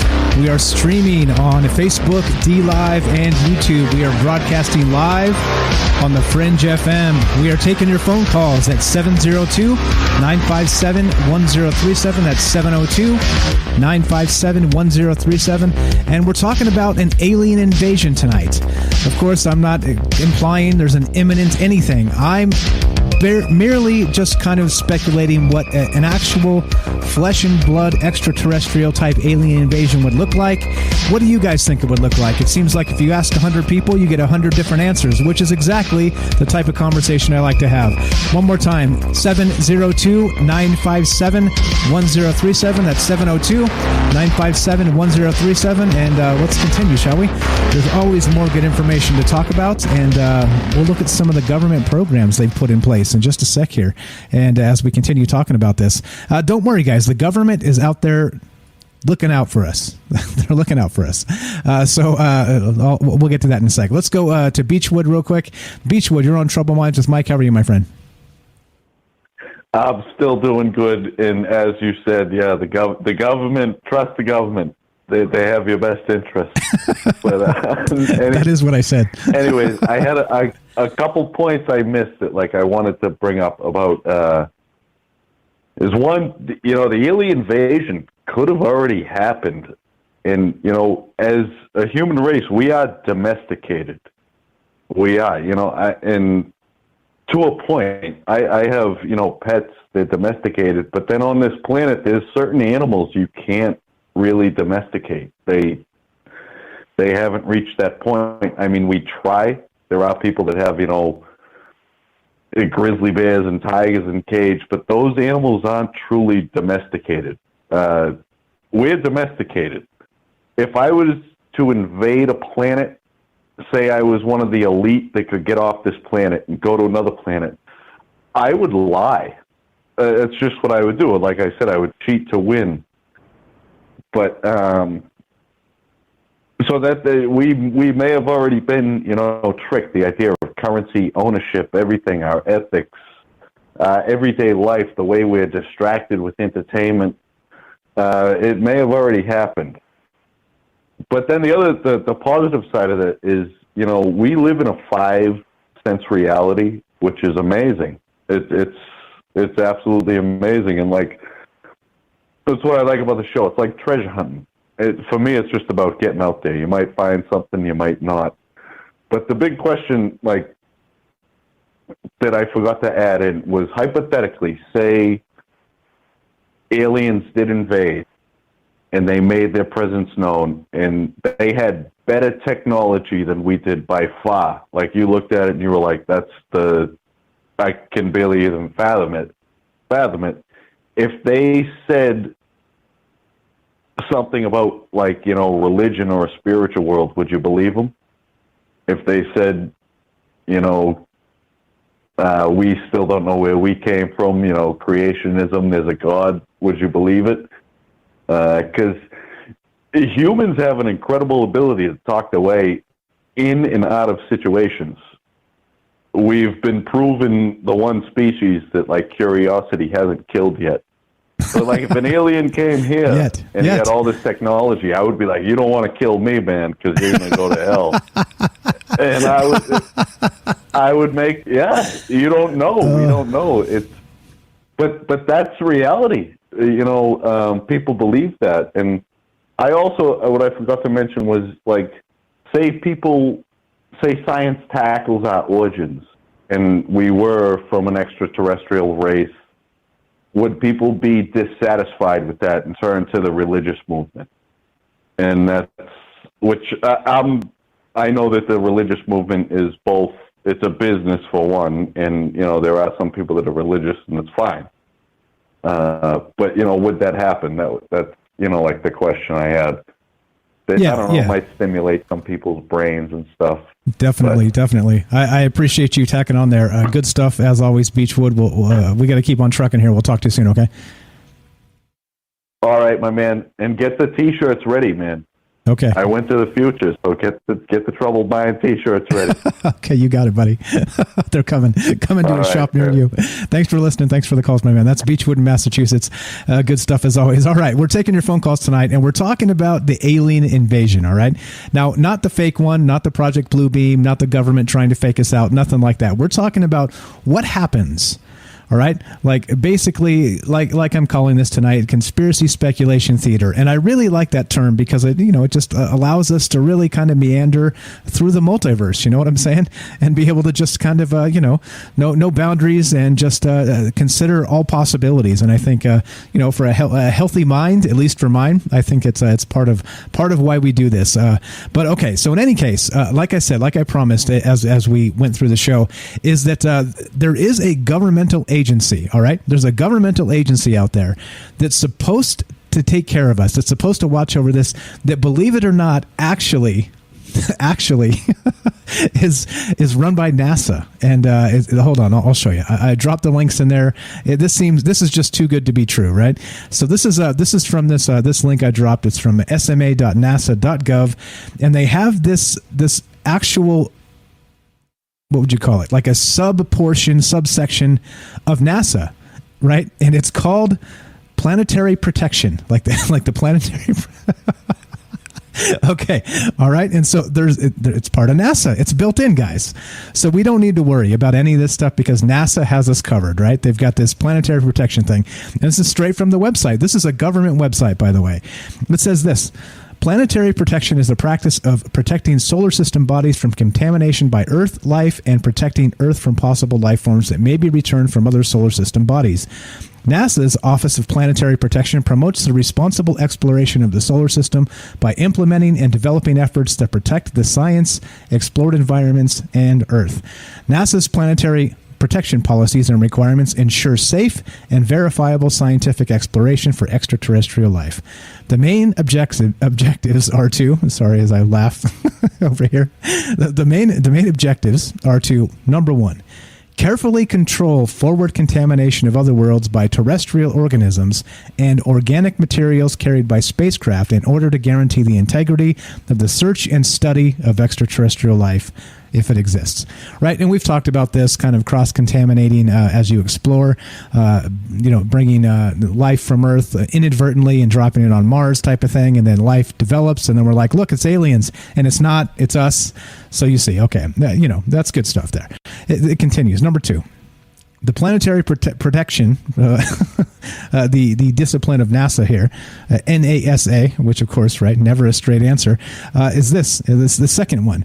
They are trying to rigorously preclude backward contamination of Earth by extraterrestrial life or bioactive molecules and return samples from habitable worlds in order to prevent potentially harmful consequences for humans and the Earth's biosphere.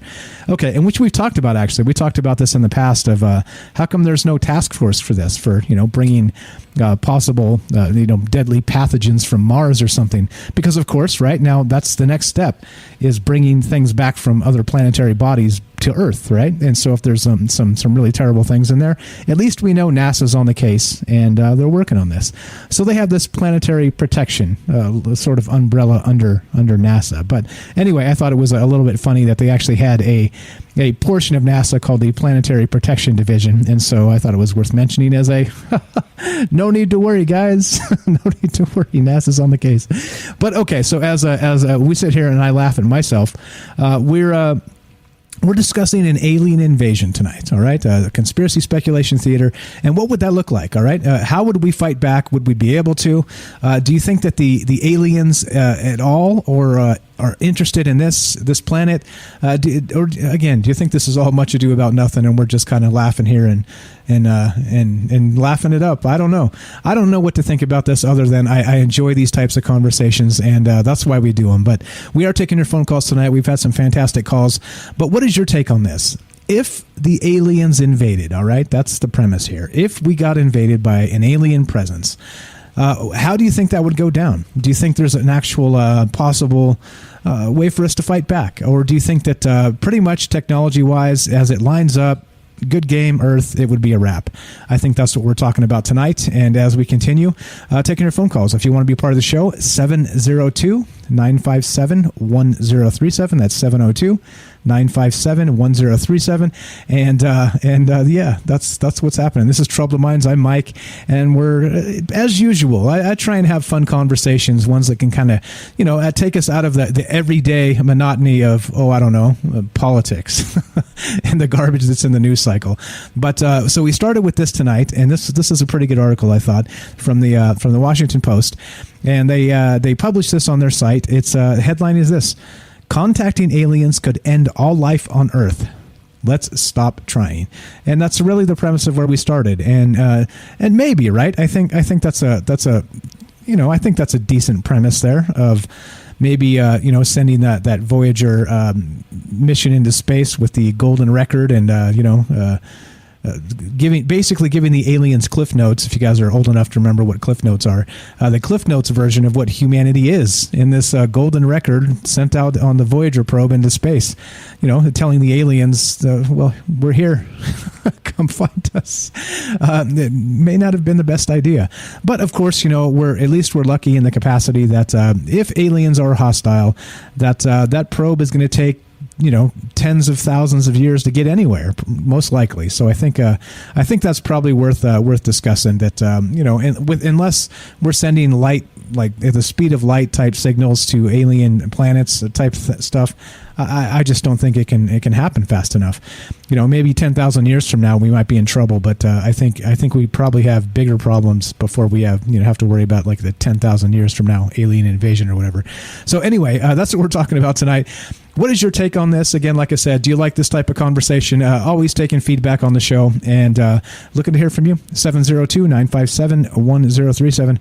Reading the chat here, TLC in Nevada says PPPA, Planetary Protection Protocol agents are now calling on you, Michael Strange. Well, thank you. I think in the PPPA, is that what they're called now?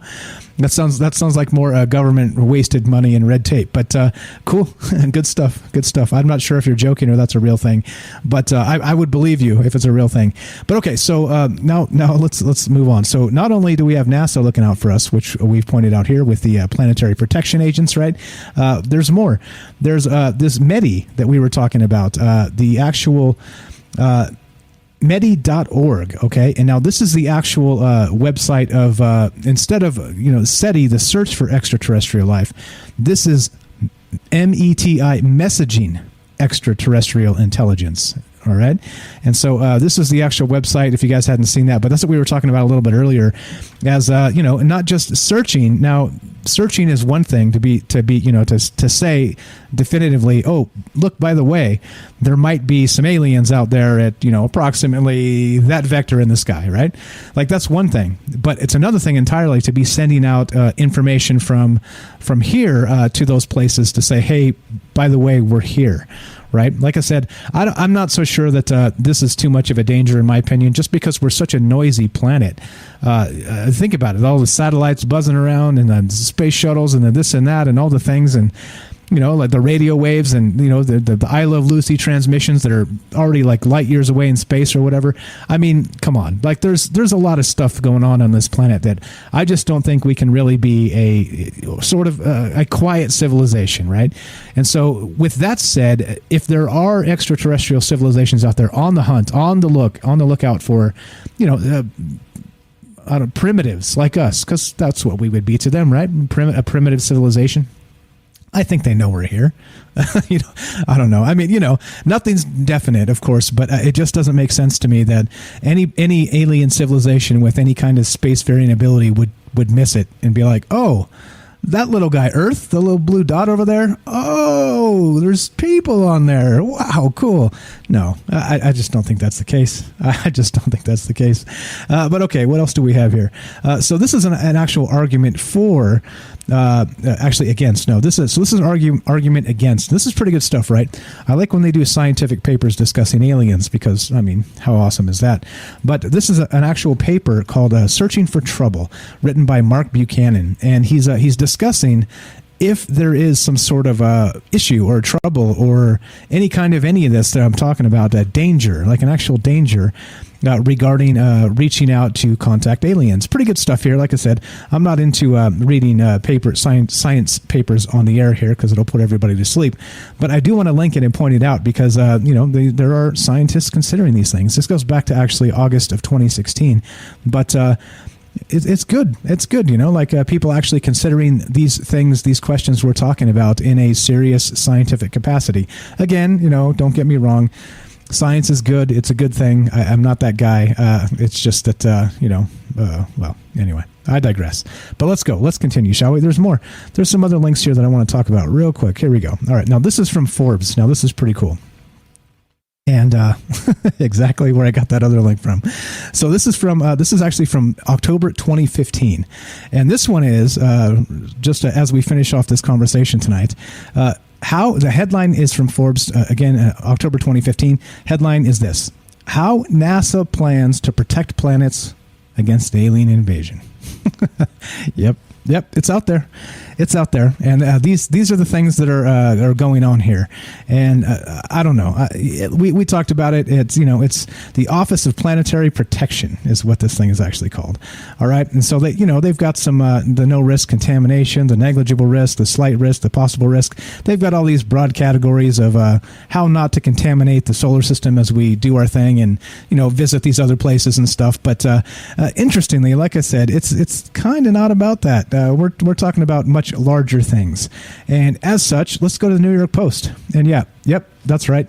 As of August 2017, the New York Post reported this: the emergency action plan for an alien invasion on Earth. And that's what I'm talking about. Now, that is what I'm talking about. All right. So, again, right, so unfortunately we end up talking to Nick Pope again in this article, which is frustrating, but okay. Let's see. Here we go. A broadcaster utters the words: Theresa May has drawn up an emergency war cabinet who will be briefed immediately regarding protocols of possible alien invasion. A COBRA meeting, the UK's equivalent of the Situation Room, may have already been called. Nick Pope, of course, the former Ministry of Defense UFO advisor, believes, quote, key players would include the Secretary of State for Defense, the Chief of the Defense Staff, and a government chief scientist. And so, so he's insinuating that there's an actual plan in place for if there was an actual alien invasion on Earth. Now, of course, right, the sources are what the sources are, and I linked them so you guys can see where I got the information. Like I said, I'm not in the business of making things up except when I am, and then I'll tell you conspiracy speculation theater. But a lot of this is based on sources, as you can see. Is that if you take some of this stuff, some of the scientific conversation, or some of this type of thing where Nick Pope believes that he understands how it would work, there would be a emergency meeting, and that there are protocols in place for this already. Well, sure, fine. It's one thing to talk about it, right? But it's another thing entirely to mount a strategic defense. What would you call it? We'll call it the SDI, the Strategic Defense Initiative of Earth, right? Against an actual alien invasion. Different, right? It becomes different. And anyway, like I said, that's the conversation tonight. We got a few more minutes left. If you guys have a take on this, what do you think about it? Do you think that if there was an alien invasion, an actual one, that we would be have a chance? How do you think that would go down? And do you think we're in any danger whatsoever as we continue to reach into the cosmos and ask for attention from interstellar species, right? Because it seems like that's what we're doing. If we haven't really contacted them yet, if they haven't noticed us, we are sure not doing a very good job of staying quiet. And I'm not sure we're supposed to. So there it is. Like I said, a few more minutes for you if you have a take on this. 702-957-1037. That's 702-957-1037. And we're just here kind of talking about alien invasions. And like I said, conspiracy speculation theater a little bit. And what this means, what all this is about. And like I said, nothing's imminent here. I'm not trying to imply anything or none of that. Please, again, don't take me wrong.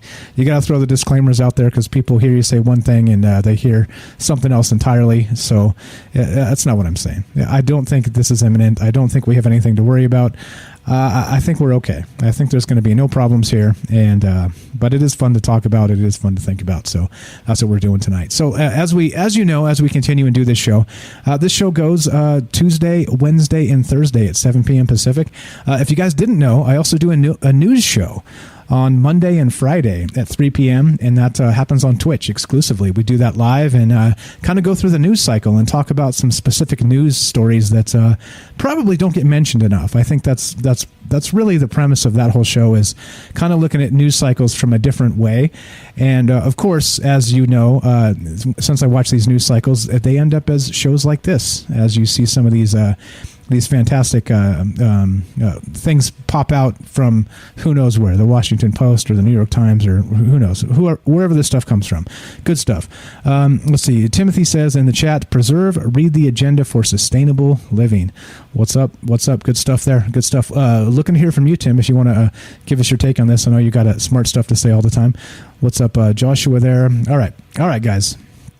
All right, guys, so as we finish this up, got a couple minutes left for you, 702-957-1037. What would an alien invasion look like? And do you think we have any reason to be afraid of this?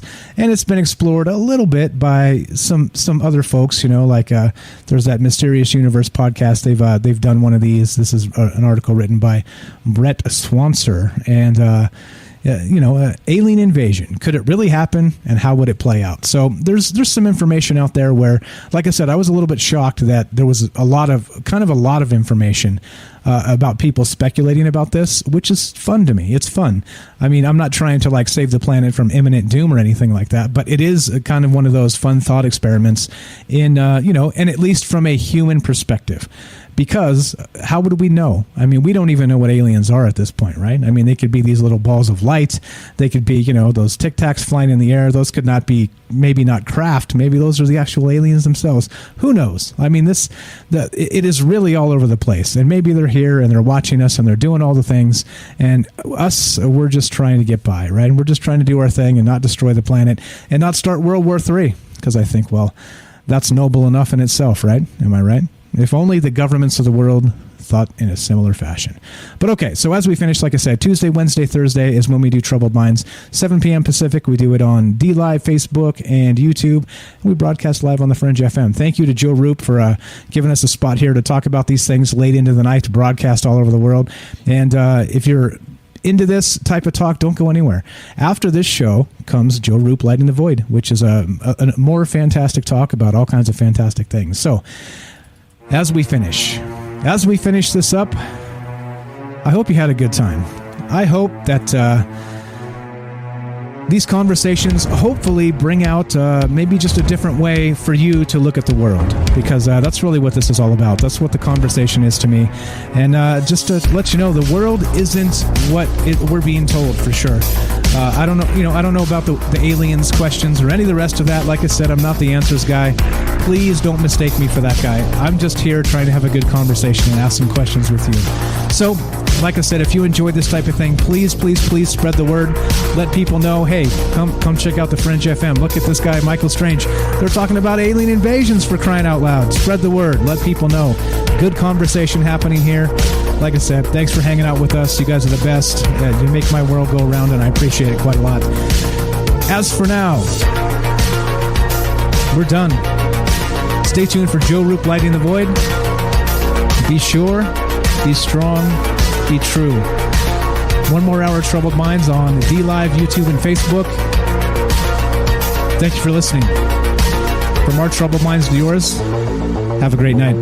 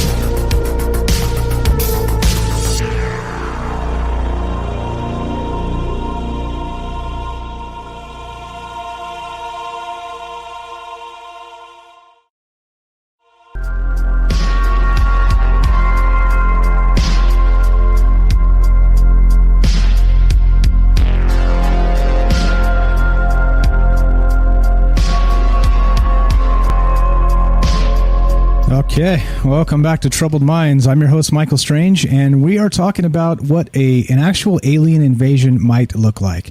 And so, as a result of that, we've got some interesting takes from some interesting folks so far. Some smart people out there, kind of thinking out of the box and wondering what an alien invasion might look like. And as I stated, it's really hard to tell. Like it's hard for me to fathom that there's an actual contingency plan, right? Like a governmental contingency plan to really take on an alien invasion, because there's so many factors you'd have to really, and the possibilities are seriously endless, all right? Unless, of course, we have actual intelligence, right? Actual intel on ET. That's different, all right? That's different. But if we're speculating on what it might look like from like a layman's perspective, like from my perspective, for instance, I don't know anything. You don't. It's just, I'm pulling from the same information on the internet. But it's really hard for me to believe that the government at large has enough intelligence on extraterrestrials to really formulate a defense plan, a planetary defense plan. I don't know. What do you guys think? What's up, Kelly? What's up, Shelly? Sherry. Sorry, Shelly. I can't read. What's up, guys? All right, so we're still taking your phone calls. If you guys have hot takes on this, and what do you think it would look like? Do you think? And of course, we're open to all the other speculations of what is ET? Should we be afraid of them? Things like this. I know that some folks have some good takes on that stuff as well, so we can open up the conversation a little bit further. If you're bored with alien invasions, because that's what we do on this show anyway. We talk about weird stuff. All right, so let's see. What do we got? Let's say hi to the chat. Let's go back to the chat for a second, kind of catch up on what's going on. Let's see. What do we got? Who's out there? We got, what's up, Penny? We got Kate. What's up, Daryl? Let's see. Who did I miss? I want to make sure I said hello to everybody. Mr. Mission Control. What's up, buddy? We got Metal Dog. We got NS. What's up, guys? Let's see. Yes, feel better, Penny. Yes, I didn't catch the details, but if you're not feeling well, thanks for showing up and hanging out with us tonight. Do feel better. Let's see. What else do we have? Who else is out there? Hello. What's up? Kate says, could be butterfly-like creatures. And that's true. I think that's part of the weirdness of this, is that if we don't really know what we're expecting, then how can you plan for the defense of it, right? I mean, you can't plan for like the Battle of the Bulge when it's flying saucers coming at you. You know what I'm saying? Like these types of things, it does not compute. It's not the same thing at all. But anyway, let's see. What else do we got? Let's see.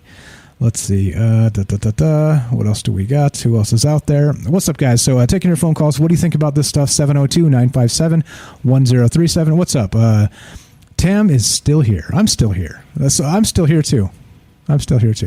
Let's see. Tim says, with the tech independence comes apathy and people who are oblivious to what's going on. Humans lose their humanity. And yes, exactly. And I think that's part of this, in part, I think why it's important to kind of talk about some things that are outside the realm of reality sometimes, right? Because it kind of has a way of snapping people by expanding the brain, thinking about things far out there. It kind of maybe makes you realize the situation closer. It kind of brings it into better focus, if you know what I'm saying. But okay, so anyway, good stuff there. What's up? Let's see. Who else is out there? What's up? Robert says, the human race has survived every terrestrial calamity so far. Those aliens would not be so much smarter than us if they think we wouldn't survive them. And again, right, like we do have numbers. There's like billions of us and, that whole bit. So just I think that's a good take there, is that I'm not really worried about that, to be honest. Like I said, it's more speculation theater here, just kind of kicking out some fun ideas to talk about. What's up, Diane? What's up, Joshua? I see you there. What's up, guys? Let's see. What else? Tim says, I have to read that book, just the other 9 maybe. I'm not sure which book you mean. What's up, guys? We can go back to the planetary defense plan if you guys want to talk about that, which is pretty funny. I thought that was a pretty hilarious thing. All right. You calling? You can come on, Tim. You're up, buddy. Whoever's calling, you're up next. Let's hear what you think about the alien invasion. And again, like I said, we're not. This isn't the geopolitical version of this. This is the the conspiracy speculation theater version of this. So it's all good. It's all good. Elizabeth says, "Are they going to do the big distraction?" Yeah, and I think, like I said, we talk about that often. And that like I say, the conspiracy circles and discussing Project Blue Beam and things like this, definitely. Let's see what else. Yeah, Joe says drop a few more boomsticks and they might show up. That could be. Maybe check this out. Here's another one: is that maybe they're here and they're hiding, and that's why all these sightings are going through the roof, and this disclosure thing is coming about because they're waiting for that moment for the next nuke to drop somewhere, and then they're going to step in and start kicking people's asses, or make it stop. I don't know. I hope so. Cross your fingers, right? That we have somebody looking out for us. Somebody, I say. Anyway. All right. So still taking your phone calls. 702-957-1037. Saying hi to chat, catching up on what's going on out there, and and sipping some whiskey. Over here. But okay, so if you have a take on this, we're talking about alien invasions tonight. So let's go back to that fun one because I thought that was pretty hilarious. The actual protection, the protocols. No. This was what was it? This is Earth's best defense against an alien invasion. And this is written by David Grove. Good stuff. Let's go circle back around to this. I know everybody doesn't sit for the whole show. So let's take a look at this real quick and consider these possibilities. I think that's what's going on here, is that we're considering possibilities is all. And how far-fetched? Well, I'll leave that up to you, but... Yeah. Tim says, I bet a whole bunch of UFOs get seen tomorrow. Yeah, I'm hearing this, that people think that there's something afoot, something happening, like it's coming. Something's coming, right? The age of Aquarius and the UFOs and all the things. I don't know. I don't know about all the things. I don't know about all that. But I do know that we can talk about things in particulars, and that's what we're doing. So let's see. What else do we got? Who else is out there? All right. I think I've got everybody. If I missed saying hi, just type in the chat where you're listening from, and I'll say hello. Like to be social here. Actually, let's look at this too. This is pretty good. So this is where I got some of this. This is from Quora, and let's see. Let's share this here. Actually, here we go. I got Axel. Let's go to Axel on Discord. What's up, Axel? You're on Troubled Minds with Mike. How are you, my friend? Hey, Mike. Nice to talk to you again. You as well. I basically was just calling to agree to a point that you made before the last hour, which is that we have the technical ability to detect nearby industrial civilizations if we really wanted to, like the engineering of building space telescopes and putting them in an array and being pretty good at looking at nearby stars and planets is something we could do if we invested the money in. But if we wanted to destroy a civilization around another star, that's well beyond our technical capabilities. So I do think that any hostile alien species probably can detect civilizations way further away than they can blow them up. And so it doesn't seem to make sense about worrying about reaching out to them. Yeah, well, meaning that we're probably safe because it's just the universe is so vast, just the galaxy is so vast that it may be moot. I mean, we're talking, maybe thousands, tens of thousands of light years, maybe millions of light years, just to get a signal from here to there. Right. If there's an alien species that really aggressively wants to kill its neighbors, it would find us before it would be able to kill us. And so it's not like we're going to tell them anything that they don't know, really, about what's going on in their neighborhood. Yeah, so I'm with you on that. I just think that there's much ado about nothing with the people going, oh no, don't reach out, it's too late. I mean, like I said, we're kind of a buzzing, noisy planet in space already, so it's not like we're going to suddenly be like, oh, this one laser beam we sent in this exact trajectory is going to let the aliens know we're here. Come on. Yeah, they'd have to have some really specific psychology, like, well, for some reason, we only get mad when they try and contact us. Otherwise, we're fine with them being out there on their own. So, yeah, I basically agree with that. I think also there's also the thing, if there really are alien races out there that do want to wipe out all the races they come across, probably our only real way to survive would be to contact them and convince them not to kill us. Right, like Beechwood said, we'll try and talk our way out of it. No, come on, You're making a big mistake. I thought that was hilarious. Although if you want to put on your conspiracy hat, maybe that is why we've stopped advancing in our spacefaring abilities. Maybe the aliens did contact the governments and were like, "Nah, you guys can't have faster than light travel, or we're going to blow you up. So you better just sit on it, stay there." Yeah, I could buy that. Like, there's the rumor, that the aliens were up there on the moon waiting for us when we landed, and they gave us the old nope. Sorry, guys, you're not allowed to do this. Yeah, basically trying to explain to the mice that they have to stay outside and not inside the house. Right, exactly. Exactly. Well, I mean, I think it's a little different because we're not going to go to the moon for actual cheese. But you catch what I mean. But yeah, I mean, I don't know. Like, again, there's a lot of doubts on whether that actually went down, of course. But it is rumored in the conspiracy circles, so I thought I'd bring it up as a funny. But yeah, I mean, I don't know. Like so what about actual alien invasion though? Like, let's say again, let's throw all those things out that say it probably won't happen, and suspend disbelief for a sec. But do you think we have a chance if something like that went down? Well, I don't want to reveal too much because it might be spoilers for a project we might end up doing at some point. I see. Yeah, I think there is, but I do think that is mostly going to be in the realm of something fictional, in the sense that, like, I mean, you could craft a scenario in a TV show or a movie or wherever where we would have a chance.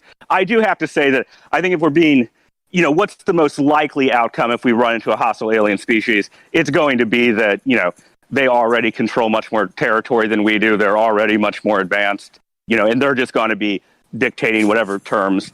They'd either be dictating whatever terms they want to us, or it'd be a situation that was like, in our world with like colonialization or the displacement of, the indigenous people of the Western Hemisphere, where they're going to be in so much a better position to play one human government off against the other human governments to get what they want. You know what I mean?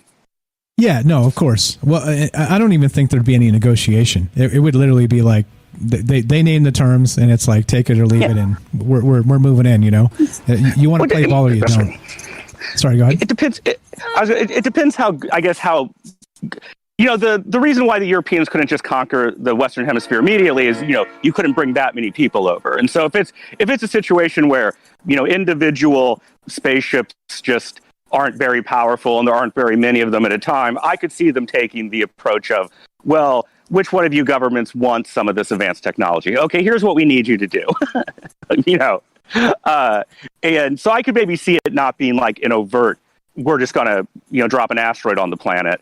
But I just think that I can't think of a time in history where that worked out, where people all got together on the same page and were like, no, we're not going to deal with these outsiders that have stuff we want.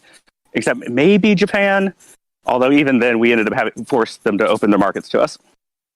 Right. Well, I mean, and I think, like, again, geopolitics is going to have nothing on this. I mean, it's called exopolitics, actually, right? That's what Dr. Michael Salla calls it. Have you ever heard that? No, although, I mean, the term makes sense. But yeah, I just think, like, what was I going to say? I just think that, they're going to know so much more about the galactic situation than we do. They can strike at us directly. We wouldn't have any ability to strike back. They have stuff that every government in the world would desperately want. I think they would just hold all the cards, and they would probably in short order end up getting whatever it was they wanted for whatever they are willing to pay for it.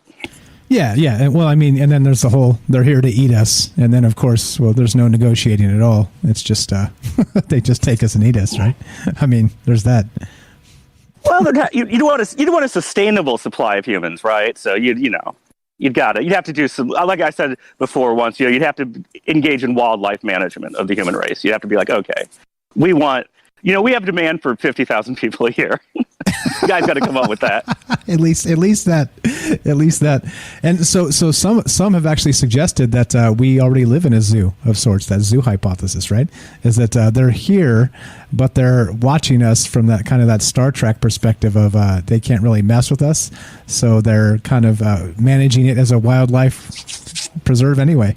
So maybe, yeah. Yeah, I'll confess that if you ask me what the most likely extraterrestrial contact scenario would be, I think it probably would be, probably just the way, interstellar travel is likely to work would be that just economically, it wouldn't make any sense for them to come here. It's not like they're going to make money off of it, or we'd really have anything that they would desperately need that they couldn't get somewhere else. So I do have a feeling you probably would be dealing with, diplomats, and they'd want some sort of cultural exchange if they're interested in meeting other people. Because you'd have to have a really specific set of physics where it makes sense to take stuff that is, hundreds of light years away from your home world and bring it back to your home world. There's the reason why we really haven't done any space exploration in the last 30 years is largely because there's no public will for a big investment in stuff that doesn't have a payoff.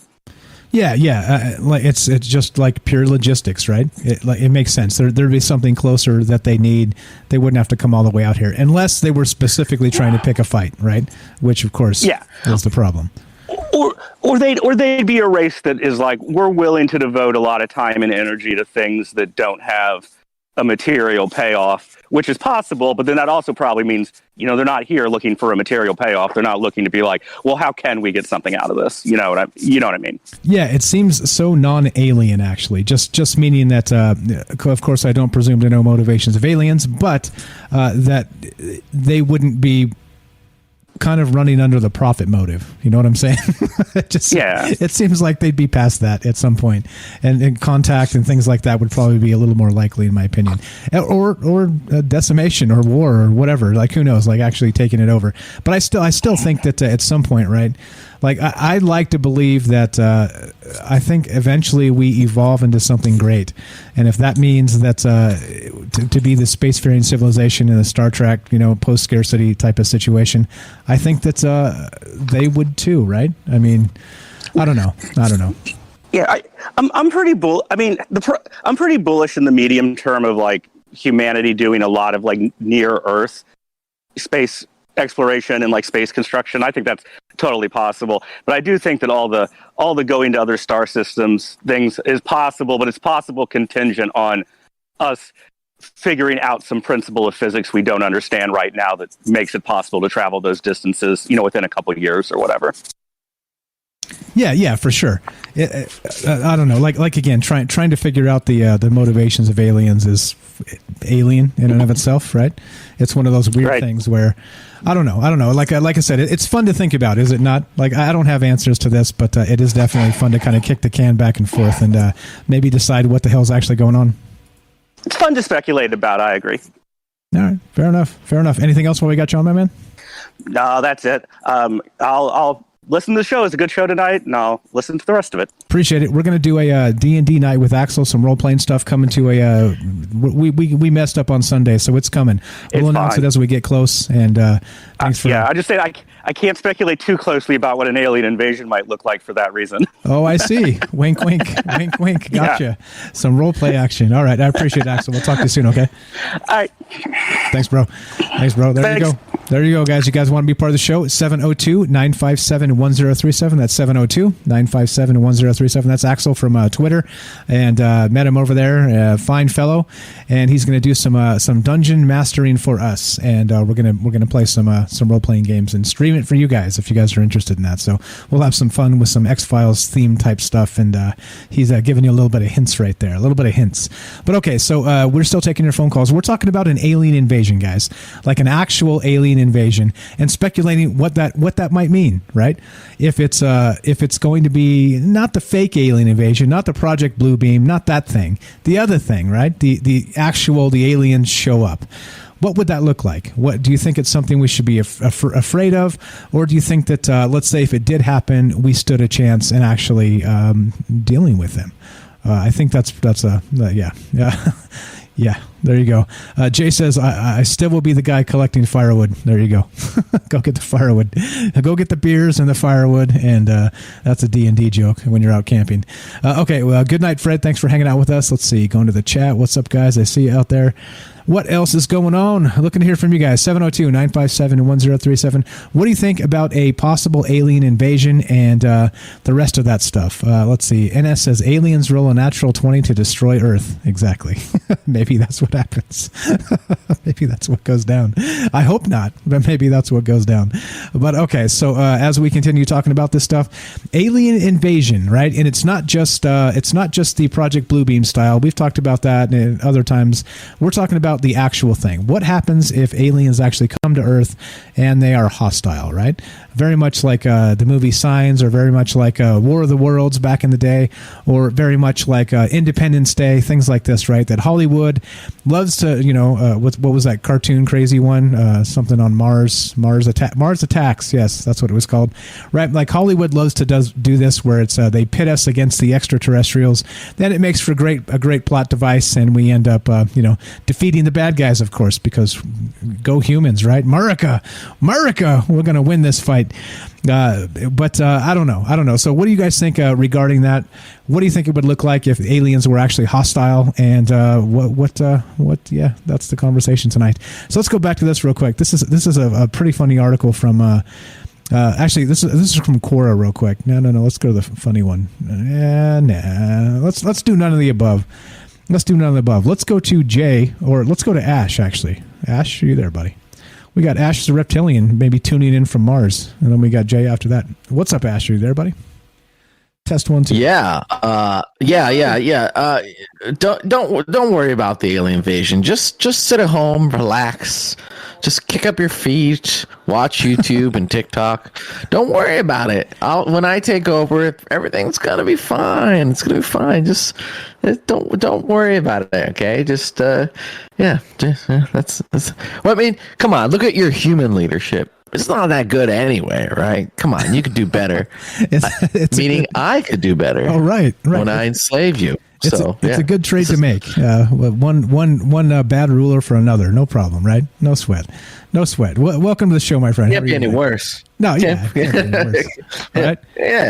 Yeah, exactly. What's up? How you doing, man? Doing good. Just doing our thing, man. Talking about aliens tonight. I found this article. I don't know if you're listening for the whole show. I'll just fill you in real quick. And it's from the Washington Post, and the headline is "Contacting Aliens Could End All Life on Earth. Let's stop trying." Right. So clearly they're saying that we're going to provoke some sort of alien hostility. And so you know me, and I start like to drink a lot of the maybe juice. I was like, wait a minute, what about an actual alien invasion? What is that? And so, well, yeah, that's what we're talking about tonight. Have you actually considered the logistics of a real alien invasion there, Ash? Yeah, honestly, it's one of the biggest reasons I even started coming in and calling in. If you remember, I was the crazy guy talking about mantises, but I do the show. I come on every Wednesday. By the way, I'll be on tomorrow night, and we talk about all kinds of stuff. But there's seriously something that does trouble my mind, and that is that if you actually do investigate these sort of things and you look around, it's a confusing mess of what's real and what isn't. But if you peel that back and you look at like the abduction phenomenon, you start to come to this conclusion, because there's a lot of consistency there, that there is potentially an invasion already happening. I just got Richard Dolan's book. What's it called? Alien Agendas or something like that, where he kind of goes through the data and compiles it. And there seems to be a lot of different beings potentially, but there's already one that is active with this planet, and they're these tall, like, insectoid things. And if you go through the lore, you can get hints of them throughout, like. Supposedly talking to presidents, or if you look at like the Men in Black, it was a bug, or Encounters of a Third Kind, you can kind of see one for like a couple frames. There's hints of this hive, this thing, And in his book, I'll stick with his material. Richard Dolan describes him as the most powerful extraterrestrial race that interacts with Earth, and almost seems as if they have either the blessing or they just go right beyond our government. And it's an issue, man. It's been going on for a while, and it's still going on, where they've created these hybrids that they've created like humans that look like us. And it's such a weird subject, and people don't talk about it. The UFO community just looks the other way, but it could be the most important subject. And I almost wonder if disclosure is coming out because of these beings. Recently, there was a movie on Netflix where there's like a hybrid kid who's like half deer, and then a week later, Robert Downey Jr. He posted, "Get ready for the hybrid children," and there's like a weird video of like a half eagle, half human baby robotic thing they got going on. So anyway, it's really weird subject. It's I don't know what's going on with it and whatever, but if it seems as if these beings, for whatever reason, have created their own instance that can exist here. And anyway, yeah, it just irks me because no one talks about it, and it seems like such a important subject. If it is true, and there's a lot of evidence for it. Well, a lot of evidence. I don't know. Like if you look at the Dr. David Jacobs stuff, that stuff always creeps me out, right? Because he says he has like this small geographic area around Philadelphia, and he's finding tons of people that have been abducted. All right, and then he goes on to say that if it's happening like that in just his tiny area, that he finds these people through his regression hypnosis things that have been abducted, and multiple times even. That if it's happening, around him, it's happening everywhere, all over the damn world, and that's the stuff that creeps you out, right? When you start looking at the evidence like that. But I don't know, like beyond that, I'm not so sure, man. Evidence-wise, I'll just leave it at that. We can, you'll have to convince me. You'll have to show me some mantis aliens, and then we'll, then I'll probably crap my pants, and it'll be a bad day. It'll be a very bad day. And that's fair, man. It's fair that you can. There's, it's almost like the skepticism is there for people to have their cognitive dissonance, so they could be like, well, maybe it's bullcrap, right? So you can sleep at night, right? Because honestly, it is terrifying. It's a terrifying thing, but like, it's got as much evidence as anything else, in my opinion. It's like, those TikTok videos released with radar data and all this stuff. Meanwhile, you got like some of these guys debunking them, and I'm doing air quotes, as birds. It's like no matter what you put out there, at some point you could debunk them. But these are millions of people across the planet. I mean, it's like a percentage of the population, like 1 to 3% of the population. People have missing time, whatever, and it's a very typical story where they like think something's wrong, or they saw a light. They kind of remember something. They seek regressive therapy, and they have very similar experiences where there's this commonality, and this event is happening. It's covert. So I mean, what else would be an alien invasion? And it's weird because the whole experience is weird because it's aliens. alien, is an alien experience, an alien force. And man, if we just slowly get conquered, and it's because like people just didn't want to talk about it because it's icky. It just seems like such a dumb way to lose, And anyway, I think I just you're right. It's you're totally right. We were too embarrassed to talk about it, so we couldn't drop an actual formula to fight back. So we just got taken over. Congratulations. Yep. And I always wonder, like, Tom DeLonge and those crews say they're in a chess game against the others, right? Maybe that's who they're talking about.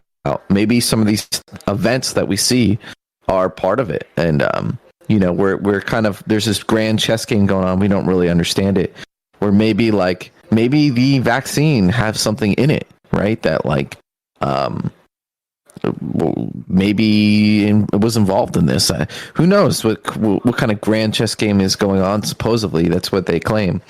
So anyway, I just wanted to bring that up. I know I always bring it up, guys, and it's not like my claim to fame or anything. I'm genuinely concerned about this, and so I think it's important. I think that if you if you really want to know, like, what are aliens and what are they doing, I think that's a really good spot to look, and you can look for yourself. I even have a photo of one, like one interdimensionally there, which is kind of interesting. That was caught by some Japanese photographer, and then he went and developed his. He looked at his photos later, and he saw something in it, and it was on like Japanese TV, and people were like, "Oh, what is that?" So anyway, you say alien invasion, and who knows? It could be taken. It could be more covert, you know.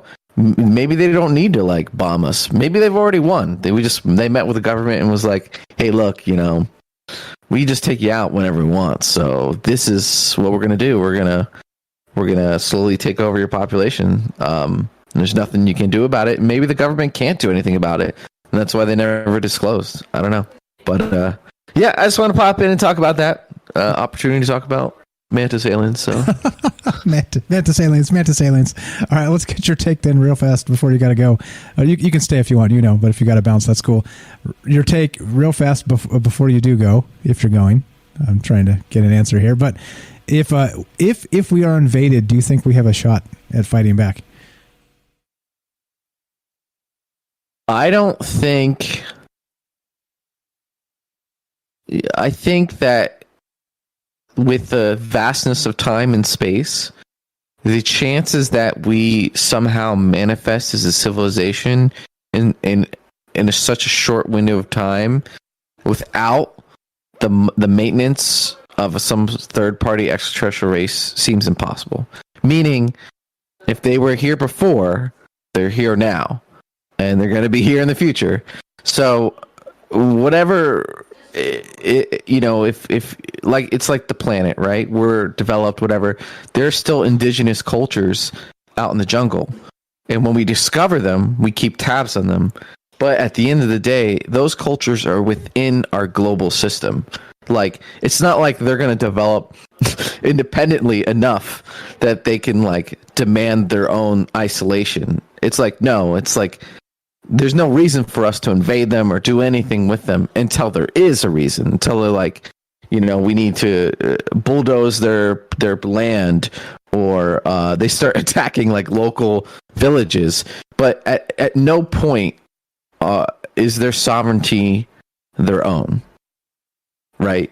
They're already within a system, just like this galaxy, you know, is whatever. Wherever we are, whatever is going on right now, we are within something else's system that is already here. So, you know, like whatever that means, man. Like, we're allowed to be what we are. It's because we're part of that, we're allowed to be. And until we cross a line, maybe they may be hands off, right? Right. Like, you know, the UFOs visiting our nuclear facilities. You know, there was a flurry of UFO activity, and then there was a wave of UFOs that flew over the White House shortly after that. And then supposedly our government met with extraterrestrials. And you and I have done shows where they talk about our extra-dimensional, basically, friends. So I suspect that we're already in communication. Maybe different governments are already in communication with these different extraterrestrials. And other people claim there's lots of different factions, and there is some sort of exopolitical game, chess game being played out.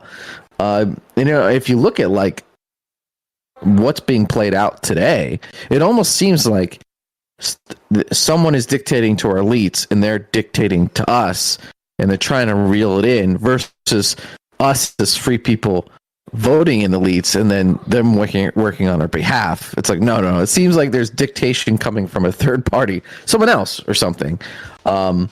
Yeah. So alien invasion, I mean, probably there's no need, right? It's already a done deal, I imagine. So let's just hope the deal doesn't suck. Let's hope our reptilian overlords aren't jerks, right? Like, you know, or let's hope Bill Gates and Henry Kissinger made a good deal on our behalf. Oh God, Henry Kissinger, the man of the deals. Exactly. Oh man, he really made a good deal with China. Wow, That was really good for America. Good job, Henry Kissinger. Nice work, he buddy. was the politician who worked with China for the last 20 years.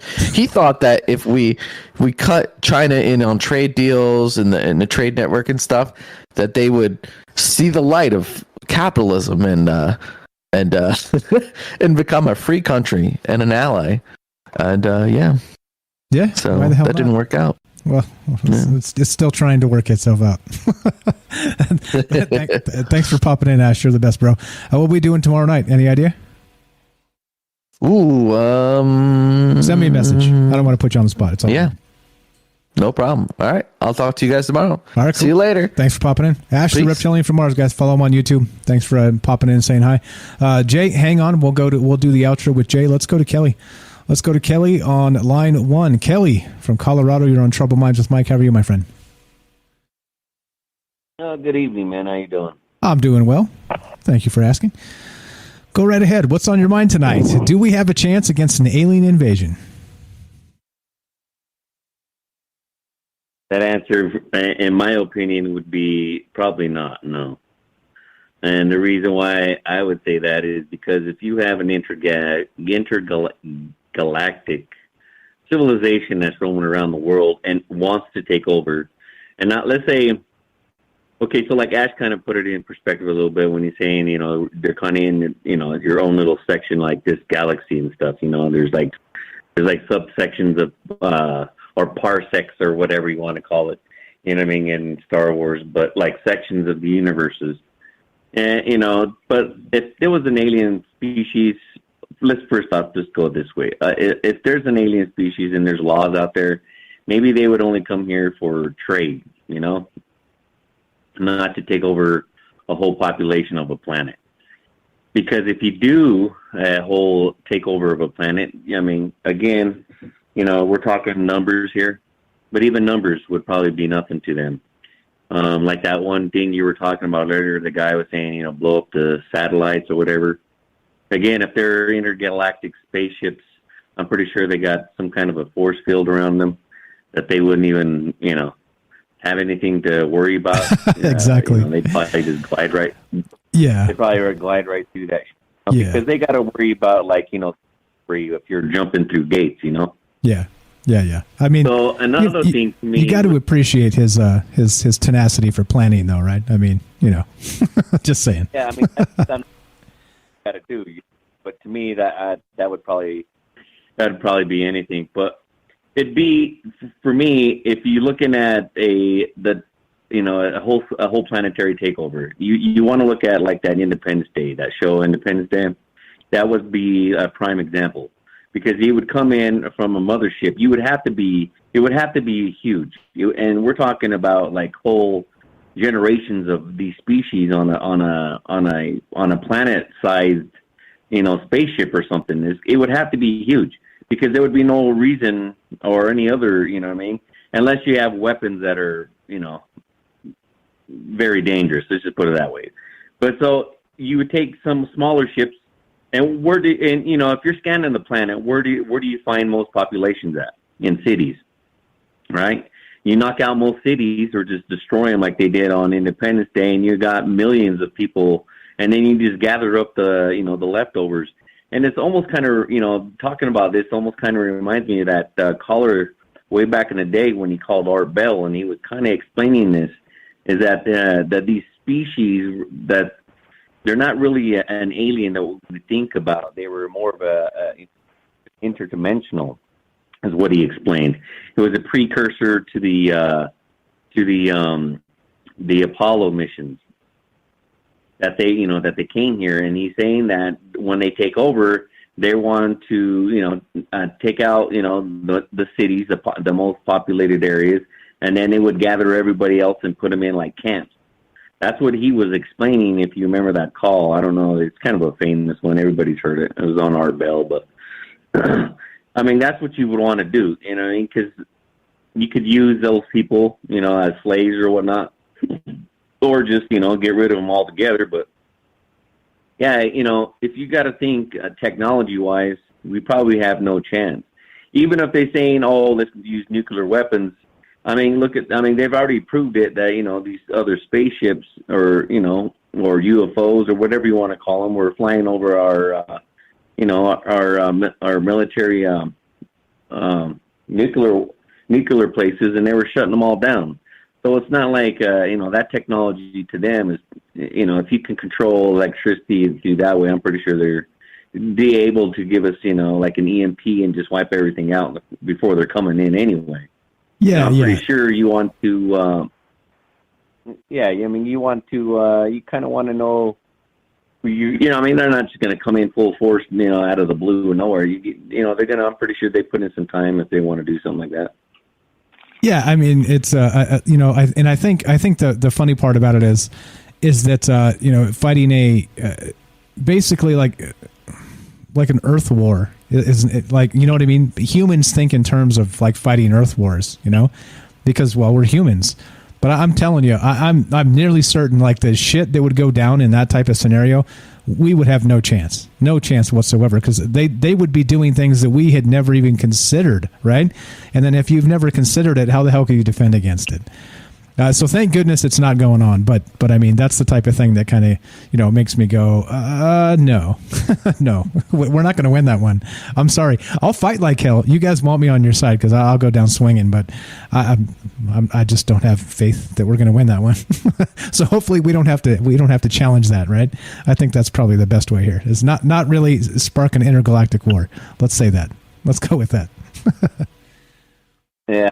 Because, again, if you want to do that, like say that again, before you even send ground forces, because you're talking about a planet against a spaceship. And even though it is a big spaceship, if it ain't planet size, then you got issues. You got, so that's why you would take out probably all the big cities, because there's millions of people in there, all these cities. And most, that's why you hear all these things about people saying that the planet is overpopulated, which it isn't. It's the cities that are overpopulated. That's it. So if you take out all that, there's millions. Almost half the planet probably in just cities alone. And then you just gather them all up, but that would be the ground force. Whoever's left over, you better fight like hell. Because who knows what other technology they got. They probably just send in drones or, they're gonna heat, X-ray vision, all that shit. I'm pretty sure they got it all. Where else you gonna go to what would be like underground, which is kind of like the old, the ancient people did.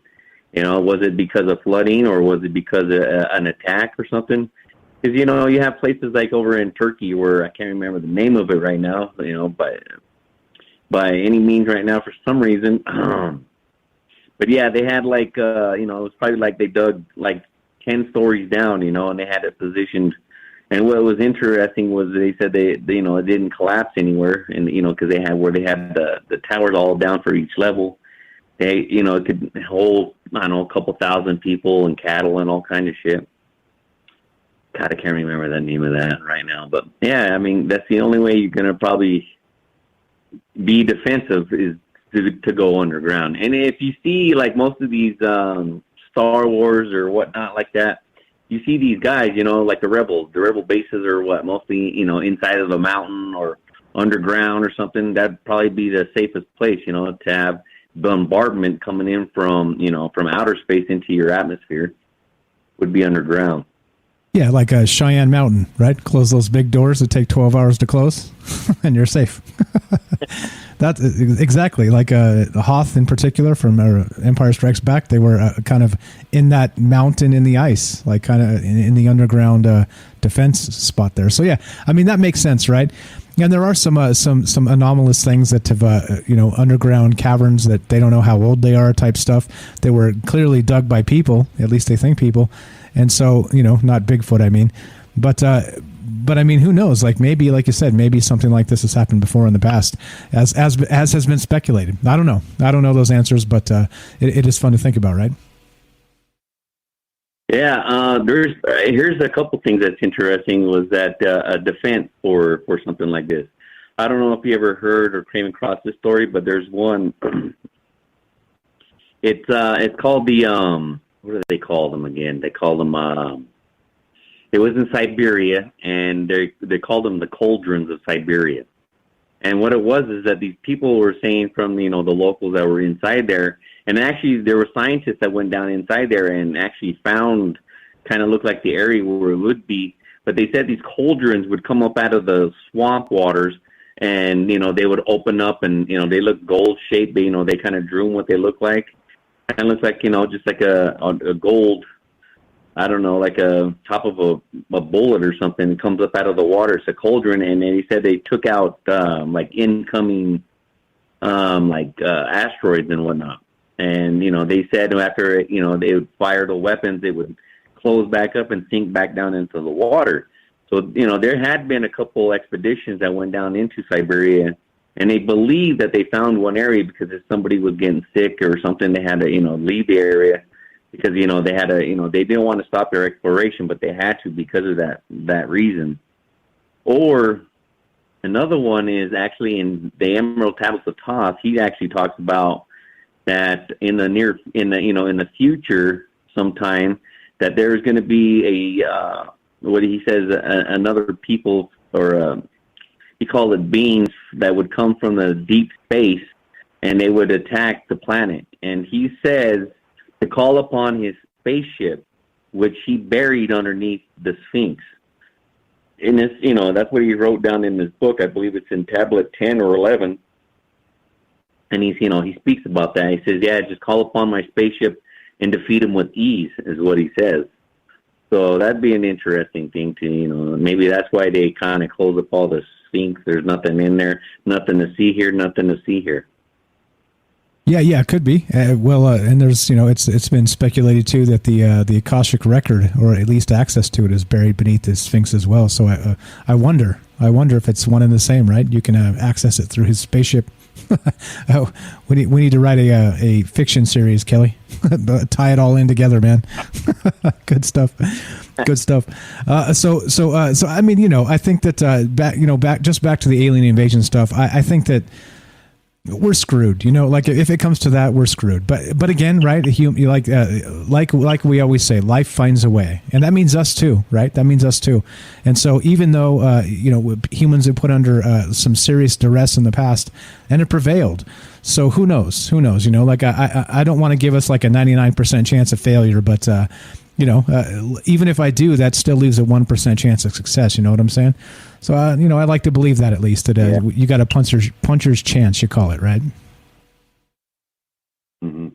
Yeah, we're just paying the speculation of just a full on war with an incoming species from outer space. But if we really think about it, like some people were talking about, a lot of people believe that And there's a lot of some truths about it, that there's an underlying or underground something that's, maybe controlling, the ins and outs of what's going on this planet.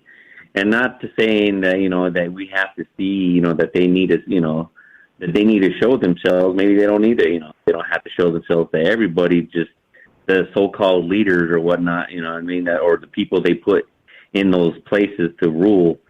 To get their whatever job that needs done.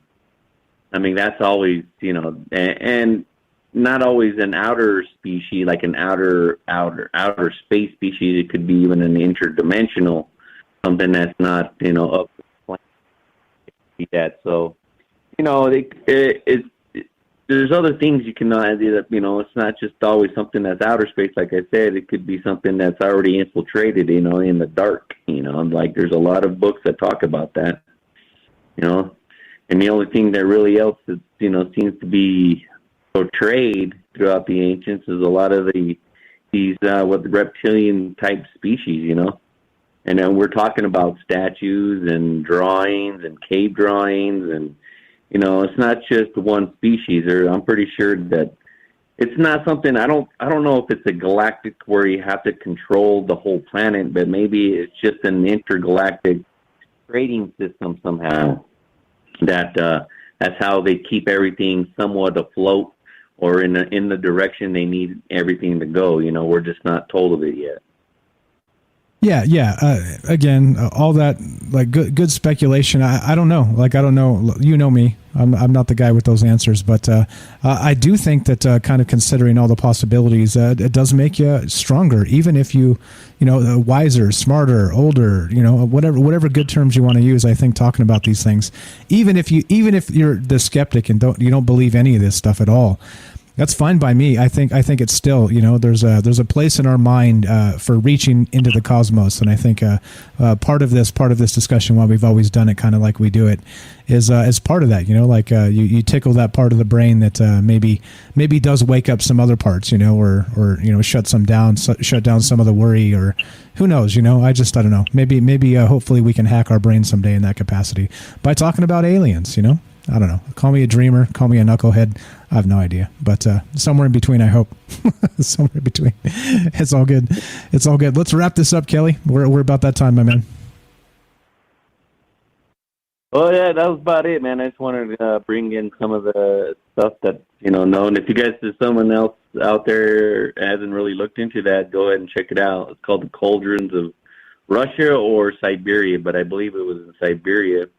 And yeah, there's a couple YouTube videos out there, and they talk about and it actually comes from the team that did the investigation that went to Siberia, and it's actually pretty interesting too. It's the cauldrons, these things that they say that was, even like the locals. Again, it's like another story that the locals don't know where it came from. It's just that they were there and they seen it come out of the ground and see what it do. Kind of like they think maybe that's what happened with the forest that took down over in Russia. They thought, maybe something exploded and took out a whole forest.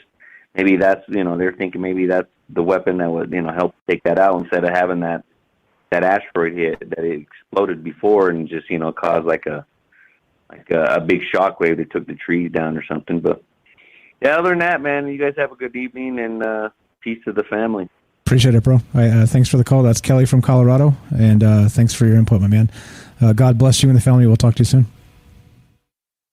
All right, man. Take it easy. Thanks, bro. Have a good night. Have a good night. There you go. That's Kelly. Good stuff. I appreciate all you guys calling. Like I said, it does make for a long show if I'm here talking by myself to myself. Because it feels like it, right? You get some feedback in the chat, but if nobody calls, I'll end up wanting to punch myself in the face by the third hour. And so thank you guys for being part of that. And so I don't know. Like at the end of this, we're going to go with the outro with Jay. We'll bring Jay in just a sec here, but it doesn't matter what we think, right? It matters what you think. And like I said, this is speculation. We're kind of going out on a limb here, and just really, I don't know, like maybe talking about things that other people don't, and that's part of a good conversation. I think is like we could talk lefty, righty, blue, red politics, but holy God, why waste your time with that, right? It's literally like controlled opposition back and forth, and they give you the talking points. It's like, oh, okay, that seems healthy. Let's argue their talking points for them, right? No, thanks. I'm not interested. All right. Thanks for hanging out. I know it's a long show. Let's go to Jay. Let's do the outro with Jay. What's up, Jay? You're on Troubled Minds, my friend. Thanks for being patient. Welcome to the show. How are you, my man? No problem, Mike. I'm fantastic. It's a pleasure. Hold on. I'm shutting the other things down so I don't get the feedback. I apologize. No problem. You're good. You're good. How do you do this all the time, man? Fantastic show after fantastic show. You get people to call in and talk about, let's enlighten ourselves. I mean, it amazes me. It really does. I'm lucky to get all these smart people to call in. Honestly, yeah. You put a lot of work into it. You really did. Thank you. And it shows. But why is always the question? That's what I look at. The alien invasion topic today had my mind wandering all the way, and all the people that were calling in and everything else like that. And to Axel, I apologize if I was short with you. I was trying to conserve battery, but you're good. You're good, bro. Absolutely. Well, I mean, I apologize because I was short with him. You're good. But you're good. It's like, okay, guns are bad. Nobody needs any guns. We all need to go to electric. We don't need electric heat. There's a mandate in the big buildings in our community here in New York now that if you're building a multi-unit housing, they all need to have electric heat and electric stoves, you know? So if I wanted to invade a planet that was based completely on electricity, I just whoop them with an EMP pulse. Yeah, now right. Nobody has electricity. Y'all been playing with your telephones for the last 10 years. None of you know how to start a fire. Exactly. Exactly. And with one blast, we're suddenly all back to the Stone Age, and the cars aren't working because they're not filling gas stations. Gas stations aren't being filled because the supply chains are broken. Well, your car's not going to work because it's got all those little chips in it that are going to get fried to the bone. That's true. Only the old cars. I got a 1979 pickup truck, man. You know what's electric on that? Nothing. The battery and the starter. Exactly. So you can push that freaking thing down the road, pop the clutch, and that thing's going. And it's going to. You might lose the bed because it's rusting off of it, but it'll still go. There you go. It makes it to the dump when I fill it up with crap. When you go over to somebody's house and you're ripping it apart and stuff like that. Well, I don't bring the truck I drive around every day to throw the crap in. I bring the POS over there and throw it all in the back of that and throw the car seats in the thing and take the kids up to the dump so they can see all the big trucks and everything. This is where all your crap goes, you know? Yeah, why not? Throw it in the garbage. You know? Why not? I Little agree with you, lessons. too. There's going to be some weird stuff. If that type of situation happens, just an EMP, to talk about it in terrestrial terms for a sec, is that if that goes down, those will be the valuable things, the old technology, because it's still going to work. Your old pickup is still going to run. The Teslas are going to be worth the ones that people go, what are you doing with that POS driving it on the road? And I says, it still goes, and I'm throwing crap in it and taking it to the dump. Right. You exactly. know? Exactly. And think about a Tesla, right? That thing won't, it's not even a paperweight anymore. It's just a piece of trash. It's in the way. It doesn't biodegrade. Did you see that thing about the windmill generator blades, the great big huge ones that they need, 15 trucks to take it to where it's going? There's got to be a guy in the back steering and 3 escorts and 15 state troopers. Those things don't decompose. There's a mountain of them, and I don't know. I don't want to say it wrong. Midwestern, somewhere around the arch, a little bit further west than that. There's a great big huge dump of them there. It's a mountain of them. Texas right now, my dad's an escort driver. He's retired, and that's what he does for fun. He's retired. He drives supersized loads over the highway with his van behind it with all the flashies on it. Nice. Nice. But anyway, there's a mountain of them. They take them out there and they just throw them in a pile. They're building a mountain of windmill, thousands and thousands of years, those fiberglass and steel rods and everything else like that before they'll decompose. They tried cutting them in half. They got microbes out there, they're doing all kinds of studies and stuff like that. How do we get rid of all the scrap? Because, an ice storm comes through Texas and, they bought the cheaper blades because you don't have ice in Texas. And holy shit, now we need 50,000 of them. They're begging for people to just escort, not drive the truck with a thing on it, escort it. They can't get them. That's crazy to me. That's crazy. That seems like an easy job. You drive a little truck with the lights on it. No special license required. 8 miles an hour down the highway with something that's like 190 feet long. Nice. My dad loves it. He loves it. It's great. I'm trying to get him to listen to your show when he's driving down the road. Nice. So back to the aliens. So what do you think? To end this up, do you think we got a shot? So you said the EMP, you'd take, if you were the aliens and you wanted to actually make an invasion happen, you just drop the EMP pulse, our electrical grids and satellites, everything would just be busted. We'd be screwed back to the Stone Age, and then you just take over. So I guess I'm inferring you think we have no chance against the hostile alien invasion.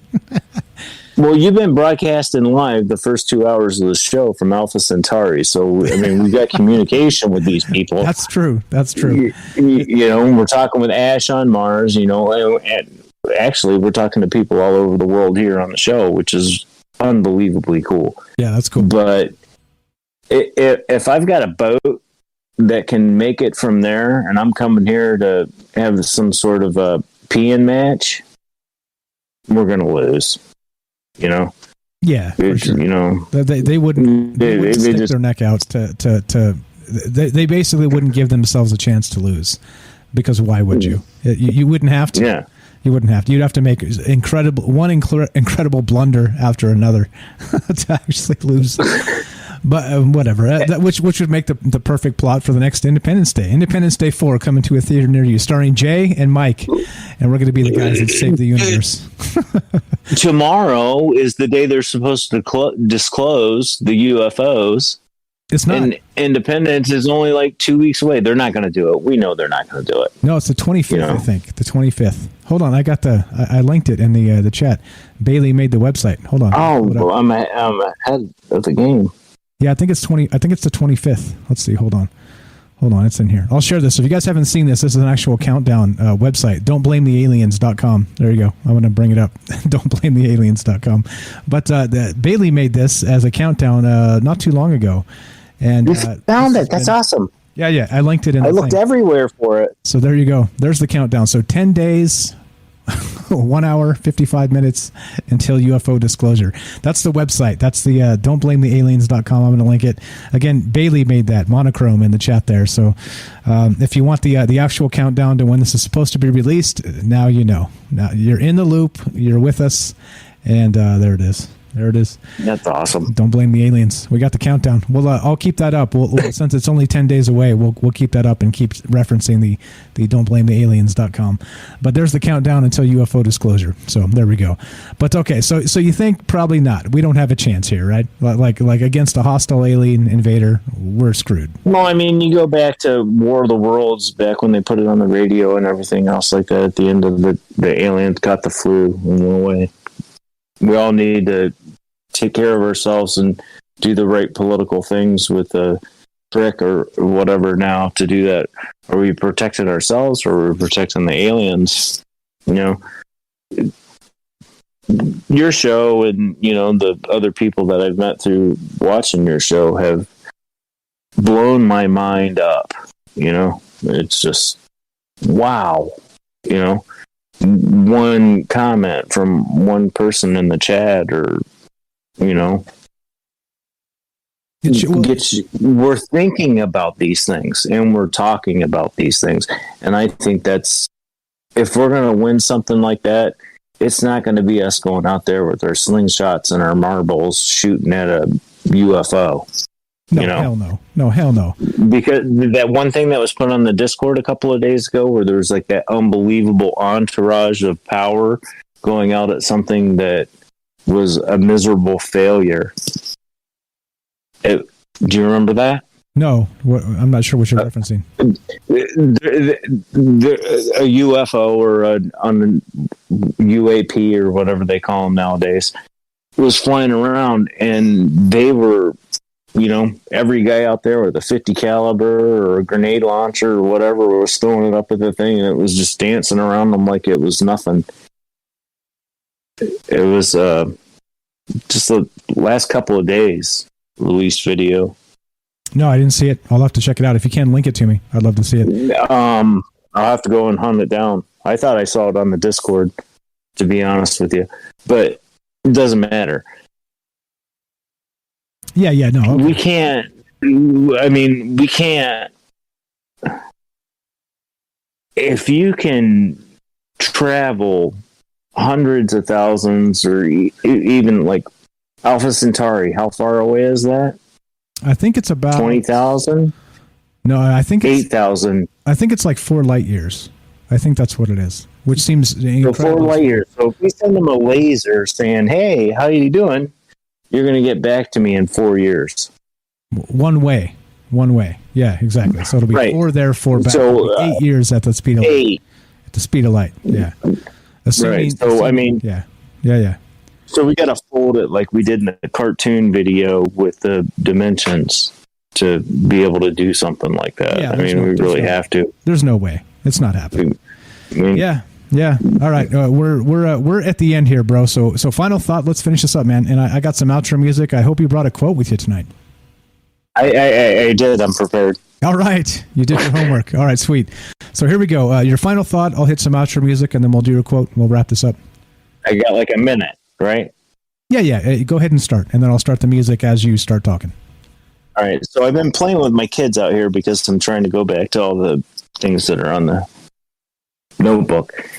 That the kids were outside all the time because I'm an outside kind of guy, and we've been checking out bugs. There's a lot of bugs out right now that, as somebody who taught insect merit badges, camp counselor, I can't identify. So that whole bug thing that Ash was kind of beating around the bush about and everything else like that might be truly possible. And you're talking about something that's tiny, you know? But another thing that I've always tried to teach the kids is that what I saw with what sometimes goes on and everything else like that, it doesn't cost you anything to be nice to people. I was a bartender for years and a bar manager for years, and one of the owners who used to always use that statement, John Fitzgibbons, shout out to a dead guy. But my kids added to it, not a nickel, not a penny, not a diamond, because they called quarters diamonds because they were shiny. And that's so true, that it doesn't cost you anything to be nice to people. Not a nickel, not a diamond, not a penny. Yes, sir. If we all come in here and listen to each other and talk, and I might disagree with you, you might disagree with me, we can have a fantastic conversations and maybe enlighten ourselves and send your mind walking down a road that it would have never walked down before. Amen, brother. And amen, brother. You're preaching to the choir over here. Good stuff, man. Good stuff. I don't know. I really appreciate it, Mike. I really appreciate the fact that, you know, we're getting people from all over the world that come and talk. And, you know, I've seen things. I've done things, you know, built buildings and stuff like that. And it's like, what the hell are you guys building over here? Why? You know, my question is always why. Always why. Why is a good question to ask. It is a good question to ask. Thank you, Jay, for hanging out with us. Thanks for listening.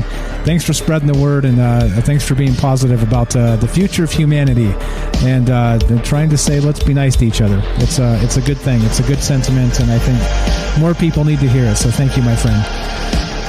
If you're finished, let's finish this up. Yeah. I mean, join the Discord. Get in there. Read some of the links. You know, I feel like I'm doing a commercial or something. Spread the word. You know, hey guys, we're done. This is Troubled Minds. I'm Michael Strange. We're here with Jay, doing the outro with Jay. Again, we'll be back tomorrow, Tuesday, Wednesday, Thursday, 7 p.m. Pacific. We do Monday and Friday the Troubled Minds news on Twitch at 3 p.m. Pacific. So we're going to keep doing our thing, God willing. We'll be back tomorrow punching. Ash will be here. We'll be talking about some crazy stuff as usual. And thanks again. I know you could be doing a million things right now, and instead, you spent your time with us. So I'm honored, I'm thankful, and I'm hopeful for the future that we can be good to each other. Thank you so much, guys. You guys are an amazing community, and thanks for hanging out with us, Jay. Everybody else, have a fantastic night, Mike. We'll see you tomorrow. From our Troubled Minds to yours, have a great night.